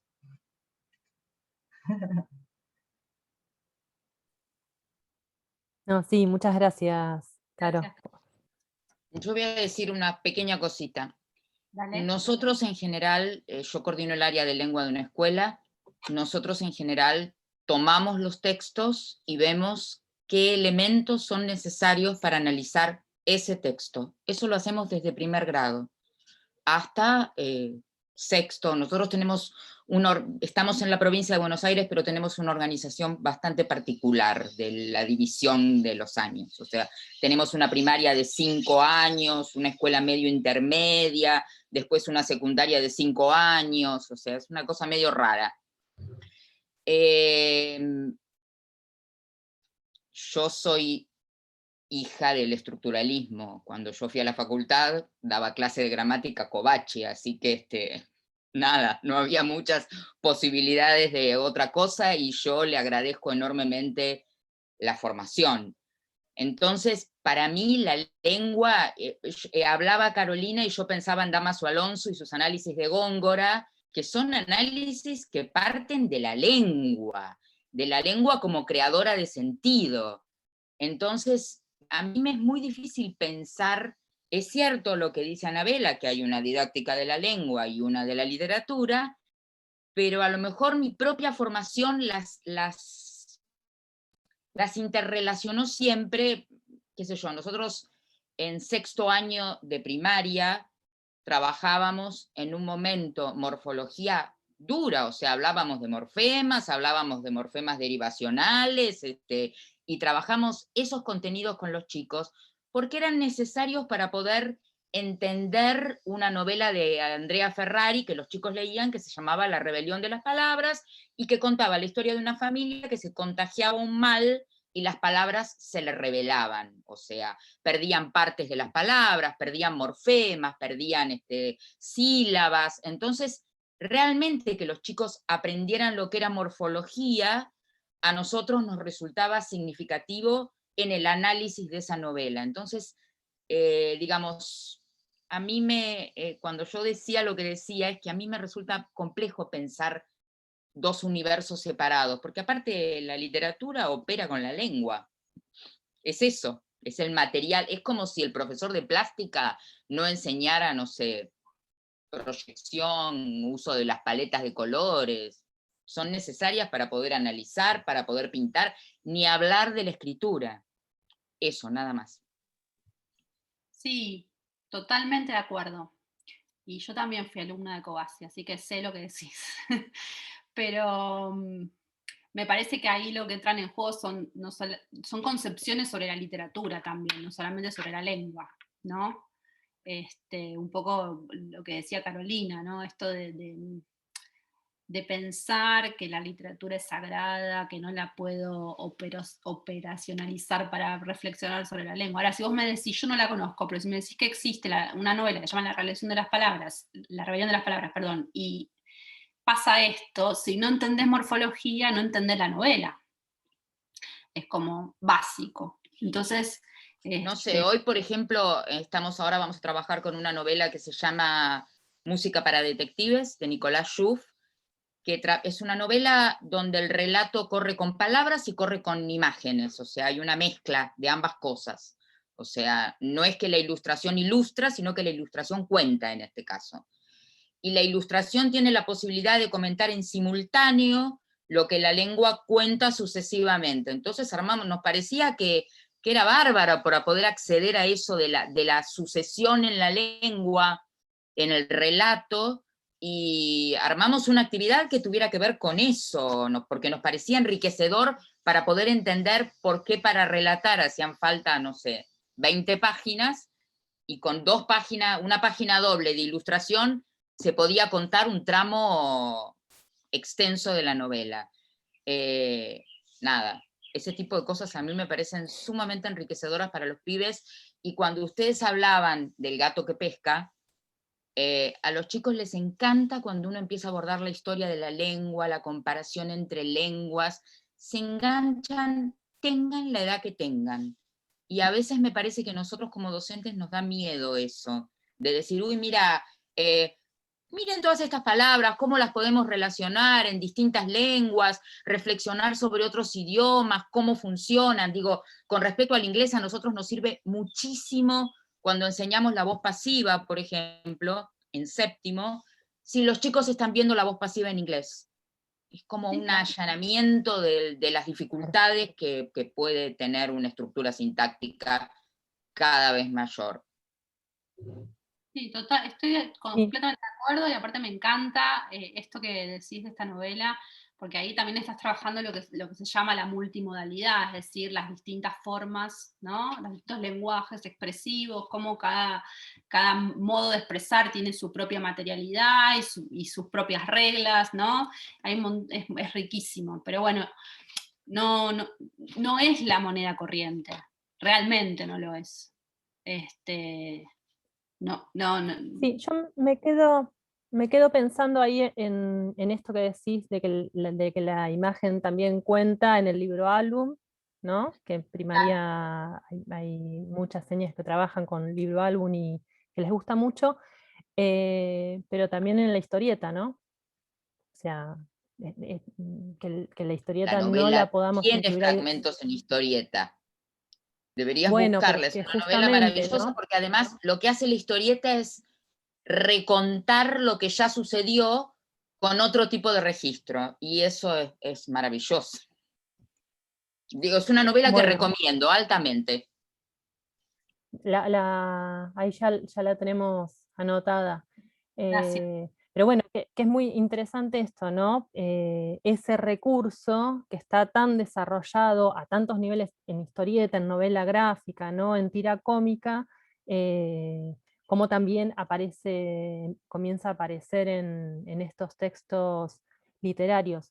me quedaba pensando también en esta cuestión de que muchas veces la lengua está muy negativizada, ¿no? Ayer hablábamos esto con Anabela, eh, por, por cómo se utiliza, ¿no? La enseñanza de la lengua, ¿no? Esta idea de pensar que, bueno, que la literatura solo se va a convertir en una fuente para, ¿no? Y no en esto de que, bueno, la lengua en realidad nos está ayudando a pensar más sentido sobre eso que se está contribuyendo a recuperar los sentidos de eso que que estamos leyendo. Y cómo muchas veces la lengua es enseñada en forma aislada, ¿no? Como un fin en sí mismo, per se, decías vos ayer, Anabela, ¿no? Sí, sí, sí, digamos, pensaba un poco en esto, ¿no? De cómo a partir de estas negativizaciones de las que habla Manu, la lengua se corrió de la enseñanza en el aula. Te estoy hablando, de nuevo, Julieta, estoy generalizando, ¿no? No, no es lo que pasa en todos lados, pero es lo que pasa en muchos lugares. Justamente por eso te decía, porque me parece que tiene que ver también con una negativización de la lengua, de la mano, ¿no? de negativizar el estructuralismo, de que el estructuralismo era represivo, autoritario, mecánico, que era simplemente la forma y llenar casilleros y hacer cajas, ¿no? Que es a lo que se redujo la idea de lengua. Y por otro lado también una concepción de la literatura, porque estas escisiones van de la mano, digamos, de dos maneras de mirar tanto la literatura como la lengua, ¿no? No sé, digamos, he escuchado en congresos decir que, por ejemplo, no se puede usar Borges para enseñar gramática, ¿no? Porque entonces Borges queda completamente destrozado y destruido, ¿no? Y bueno, no sé, tal vez sí está bueno usar Borges para enseñar gramática porque, qué sé yo, porque se pueden ver un montón de cosas, porque era bueno, salvando las cuestiones ideológicas, era un gran escritor y bueno, uno ahí puede trabajar un montón de cuestiones, ¿no? Desde la gramática para traer estos sentidos de los que habla Manuela. Pero yo creo que digamos, esta escisión, este dejar de lado la enseñanza de la lengua, ¿sí? Tiene que ver con la negativización de la enseñanza de la lengua y una concepción de la literatura como algo que no, que tiene que dar placer, que no sirve para, digamos, aprender otra cosa, que es la literatura per se, ¿no? Y toda la cuestión que tiene que ver con la literatura, con el mercado de la literatura infanto-juvenil, ¿no? Bueno, por eso también es interesante todo lo que dijo Manuela para justamente recuperar las tradiciones y ver que no es que la literatura no tiene nada que ver con estas cuestiones como canciones populares, ¿no? Que el cuento encadenado no es ese libro hermoso de Stan Long, que se le ocurrió a Stan Long, sino que viene de una tradición larguísima, ¿sí? Y eso nos permite traer canciones, bueno, juegos de la infancia, ¿no? Como recuperar todo este acervo y darle una entidad y revalorizarlo, no pensar que solamente tenemos que enseñar lo que se llama literatura de calidad, ¿no?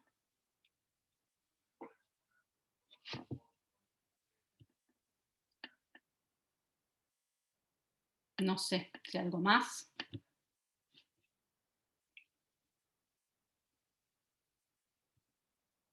Y claramente, retomo lo que vos dijiste, que lo dije al principio de la presentación también, la literatura está hecha de lengua. Y hay que sincerarse, es así. Es como ser sinceros, ser honestos. O sea, la literatura está hecha de lengua. Y para que entender cuanto más los chicos conozcan el instrumento, mejor van a poder leer y mejor van a poder escribir. Yo creo que uno no tiene que utilizar la literatura para enseñar lengua, sino que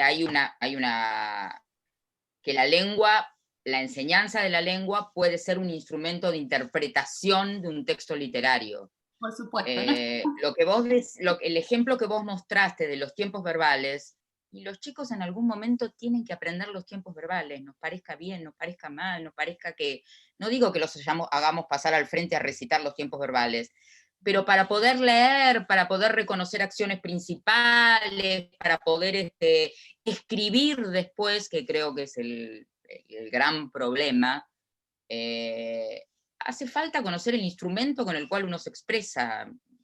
yo soy de esa idea. Sí, sí, y además tener en cuenta que son lenguas particulares, que no es la lengua en abstracto, es una lengua particular, ¿no? O sea, para mí que habito en la ciudad de Buenos Aires es el rioplatense, y para, no sé, los que viven en la zona guaranítica será el español guaranítico, y para los que viven, no sé, pero son españoles distintos, con sus propias reglas, palabras, ¿no? Sus propias cuestiones que también son culturales, ¿no? Y entonces, bueno, ahí está la riqueza también, ¿no? Si yo abordo un texto de un determinado autor con una determinada lengua y abordo esa lengua particular, también estoy contribuyendo a esto que decíamos de ayudar a los sentidos, ¿no? Acá María dice en el chat que en sus formaciones ya le decían que no la querían ver usando literatura para enseñar lengua porque la literatura es placer, ¿no? Entonces, bueno, ahí está esa idea, ¿no? Bien decisión de que la lengua, no sé, hay que enseñarla separada de absolutamente cualquier discurso. Y tiene que ver con esto, ¿no? Con cómo en nuestras formaciones nos están prohibiendo, ¿no? Nos están diciendo que hay ciertas cosas que no pueden hacerse, y sin embargo después en el mismo aula hay evidencia de que sí, de que eso lo necesitamos para poder continuar. Lo mismo con todo lo que es el metalenguaje, ¿no? Decir, bueno, puedo hablar de las cosas, pero no puedo decir sustantivo. Puedo hablar de las acciones, pero no puedo decir verbo, ¿no? Como si yo utilizara la palabra sustantivo o utilizara la palabra verbo, hiciera ahí que transformara esa enseñanza en algo automático, ¿no? Como reproductivista. Aparecen, ¿no? Como hay todas esas confusiones. Y también ahí lo que nosotras venimos viendo es que en nuestras mismas, por ahí no es el caso de Anabela, porque Anabela está especializada en el tema, ¿no? Pero en nuestras mismas formaciones, como la formación en lingüística es una deuda pendiente, ¿no? Hay muchísimo de enseñanza de la lengua que lo terminamos aprendiendo en el aula y que terminamos ahí encontrando formas de enseñar eso, pero que no es una formación que viene, no sé, en los terciarios, en la universidad.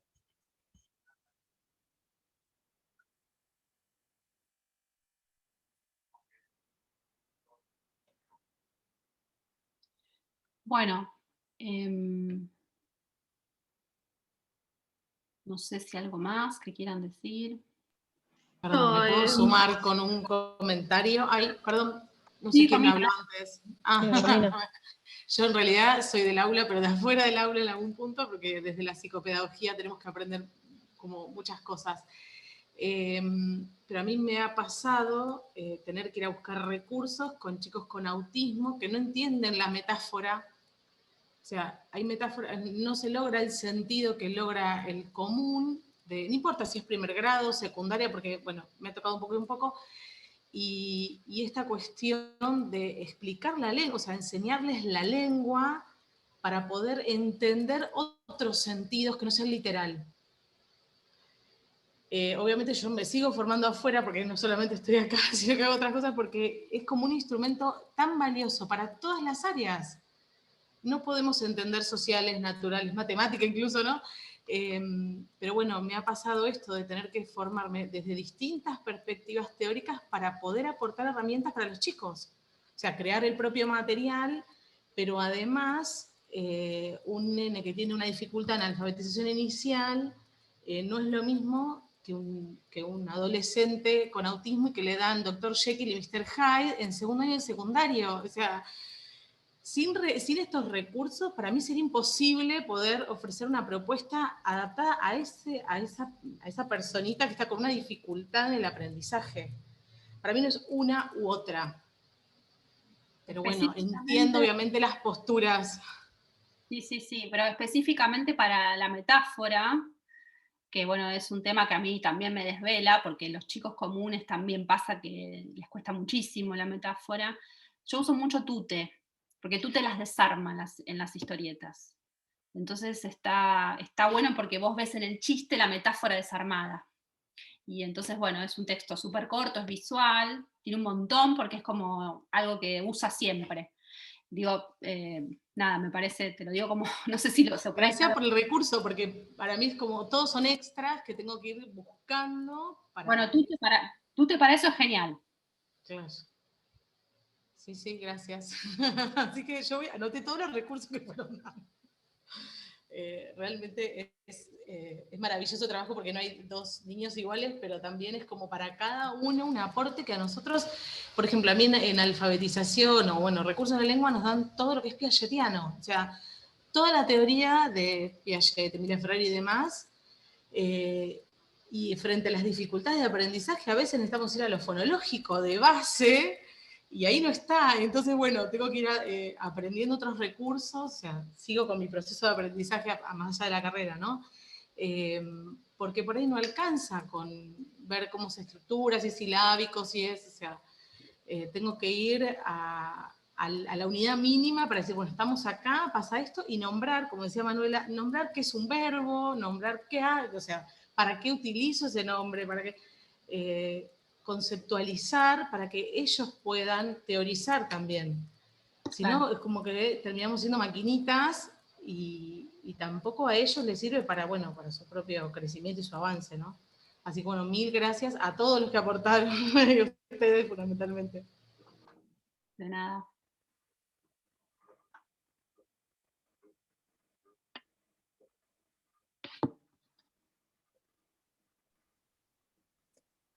Bueno, no sé si alguien quiere hacer algún otro aporte, algún otro comentario. Ya estamos sobre la hora.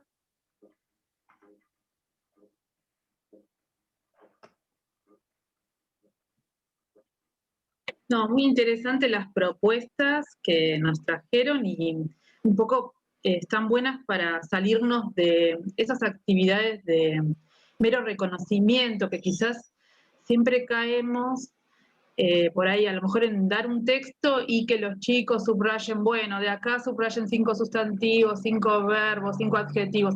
Y quizás esas actividades no son productivas para el aprendizaje. En cambio, a partir del texto hacia realizar algunas actividades a partir de ahí me parece mucho más productivo y bueno, son muy interesantes.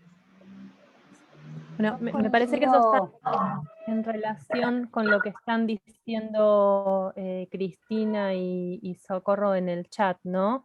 Que muchas veces como que retrocedemos en nuestras propuestas o nos autocensuramos o nos prohibimos ciertas formas de trabajo por estos miedos a caer en, ¿no? No sé, Sí. trabajar con un texto de literatura y vaciarlo, ¿no? Y eso es algo que circula también en la escuela, o trabajar lengua de estos modos clasificatorios y vacíos. Con Anabela, toda la propuesta que trajimos y los desarrollos, ¿no? Y las investigaciones que venimos haciendo van un poco en ese sentido, ¿no? De poder decir, pensar otras maneras, poder repensar todas estas prohibiciones, ¿no? Todos estos imperativos que tenemos, y pensar otras maneras de enseñar lengua y literatura, ¿no? Sin jerarquizarlas y sin disminuir ninguna de las dos, ¿no? Poder encontrar estas relaciones, empezar a destabicar. Ana, no sé si querés Y ahí decir me algo parece, más. yo coincido con Julieta, sí, para mí cuando Julieta habla, no es que yo busco de gramática, sino que el texto es el que me propone qué contenidos de la lengua voy a necesitar o puedo, o sea, me los está proponiendo la obra literaria. Yo creo que es eso. Y ahí entonces uno puede salir de estas posturas de reconocer los sustantivos de esta poesía, porque no tiene mucho gollete. Y que en realidad es eso. Y un poco el tema esto de la literatura es que no se pierda, o sea, el lector literario, digamos, cuando la escuela es el lugar de la ocasión, ver que no se pierda el interés por leer literatura, porque si siempre hay una cosa como de mandato escolar, es lo que uno también ve y es lo que recuerdan los estudiantes, ¿no? Como que no se habla de lo literario o se va para otro lado. Entonces, como ni tan calvo ni con dos pelucas, y los que somos más viejos, que fuimos formados en estructuralismo, a ver, era un estructuralismo vacío, porque, a ver, era la dictadura, así que mejor que, o sea, leíamos obviamente solo los textos permitidos, y ni siquiera los charlábamos, los leíamos para después hacer esos extensísimos análisis sintácticos, la subordinada, la respondiente, y estábamos todo el tiempo pensando en eso, o contando versos, como decía Anabela, y jamás nos metíamos con lo que eso podía estar interpelándonos desde la obra literaria, porque leíamos a Borges, pero de Borges, de lo que estaba proponiendo su obra, no, íbamos a ese vaciamiento, ¿no? Entonces digo, pensar estas cosas que pasan, que yo creo que hay que pensarlas fuera de lo personal y más dentro de una historización de la enseñanza, ¿no? Y de los contextos sociohistóricos que también nos condicionan, obviamente. Esto que ayer hablaban del 90 entra al mercado, y el mercado metió a la literatura en el último cajón del sastre. Dijo, bueno, la literatura es lo mismo que un panfleto de publicidad, y no es lo mismo. Después como que empezamos a recuperar un poco esto también, ¿no? No todos los discursos sociales son iguales, digamos, y yo eso lo veíamos en los manuales, que en esa época, en los 90, si miramos los manuales escolares, había un capítulo para la poesía, un capítulo para narrativa, y después teníamos actas, teníamos horóscopos, yo me acuerdo toda la colección Santillana que iba haciendo eso, ¿no? Y el lugar de la literatura era mínimo. Sí, ¿no? bueno, me quedo para Como... cerrar con algo que dijiste, porque ya estamos sobre la hora, que es, vos estabas diciendo justamente que es un poco la propuesta que hacemos con Manu, que es el texto el que me va a decir qué temas de lengua puedo enseñar, ¿no? Para justamente que haya un ida y vuelta entre lengua y literatura. Pero bueno, justamente la gran pericia nuestra está en poder elegir los textos, ¿no? En poder pensar qué quiero enseñar, qué tengo que enseñar, y bueno, y encontrar, ¿no? Que, digamos, ese es un laburo muy importante, digo, porque no es fácil, digamos, dar con los textos, lleva tiempo, lleva mucho pensamiento, ¿no? También, lo digo porque también, digo, el trabajo docente sabemos que está precarizado, ¿no? Que hay, por eso también está bueno compartir, hacer grupos, ¿no? Estar ahí en contacto con otros colegas, que te sirvió, que usaste, que esto, que lo otro, porque de verdad no tenemos tiempo.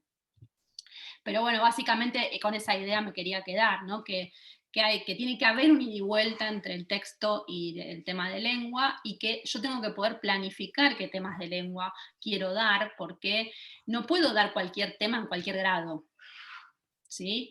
O sí, pero no lo puedo dar de la misma manera, con la misma profundidad, o trabajar los mismos aspectos, ¿no? Entonces hay que concientizarse en este camino, ¿no? Decir, bueno, tengo que buscar un texto, tengo que elegir bien el texto, tengo que elegir qué voy a trabajar, qué aspectos, cómo lo voy a abordar, ¿no? Y que no cualquier texto sirve para cualquier tema de lengua, ¿no?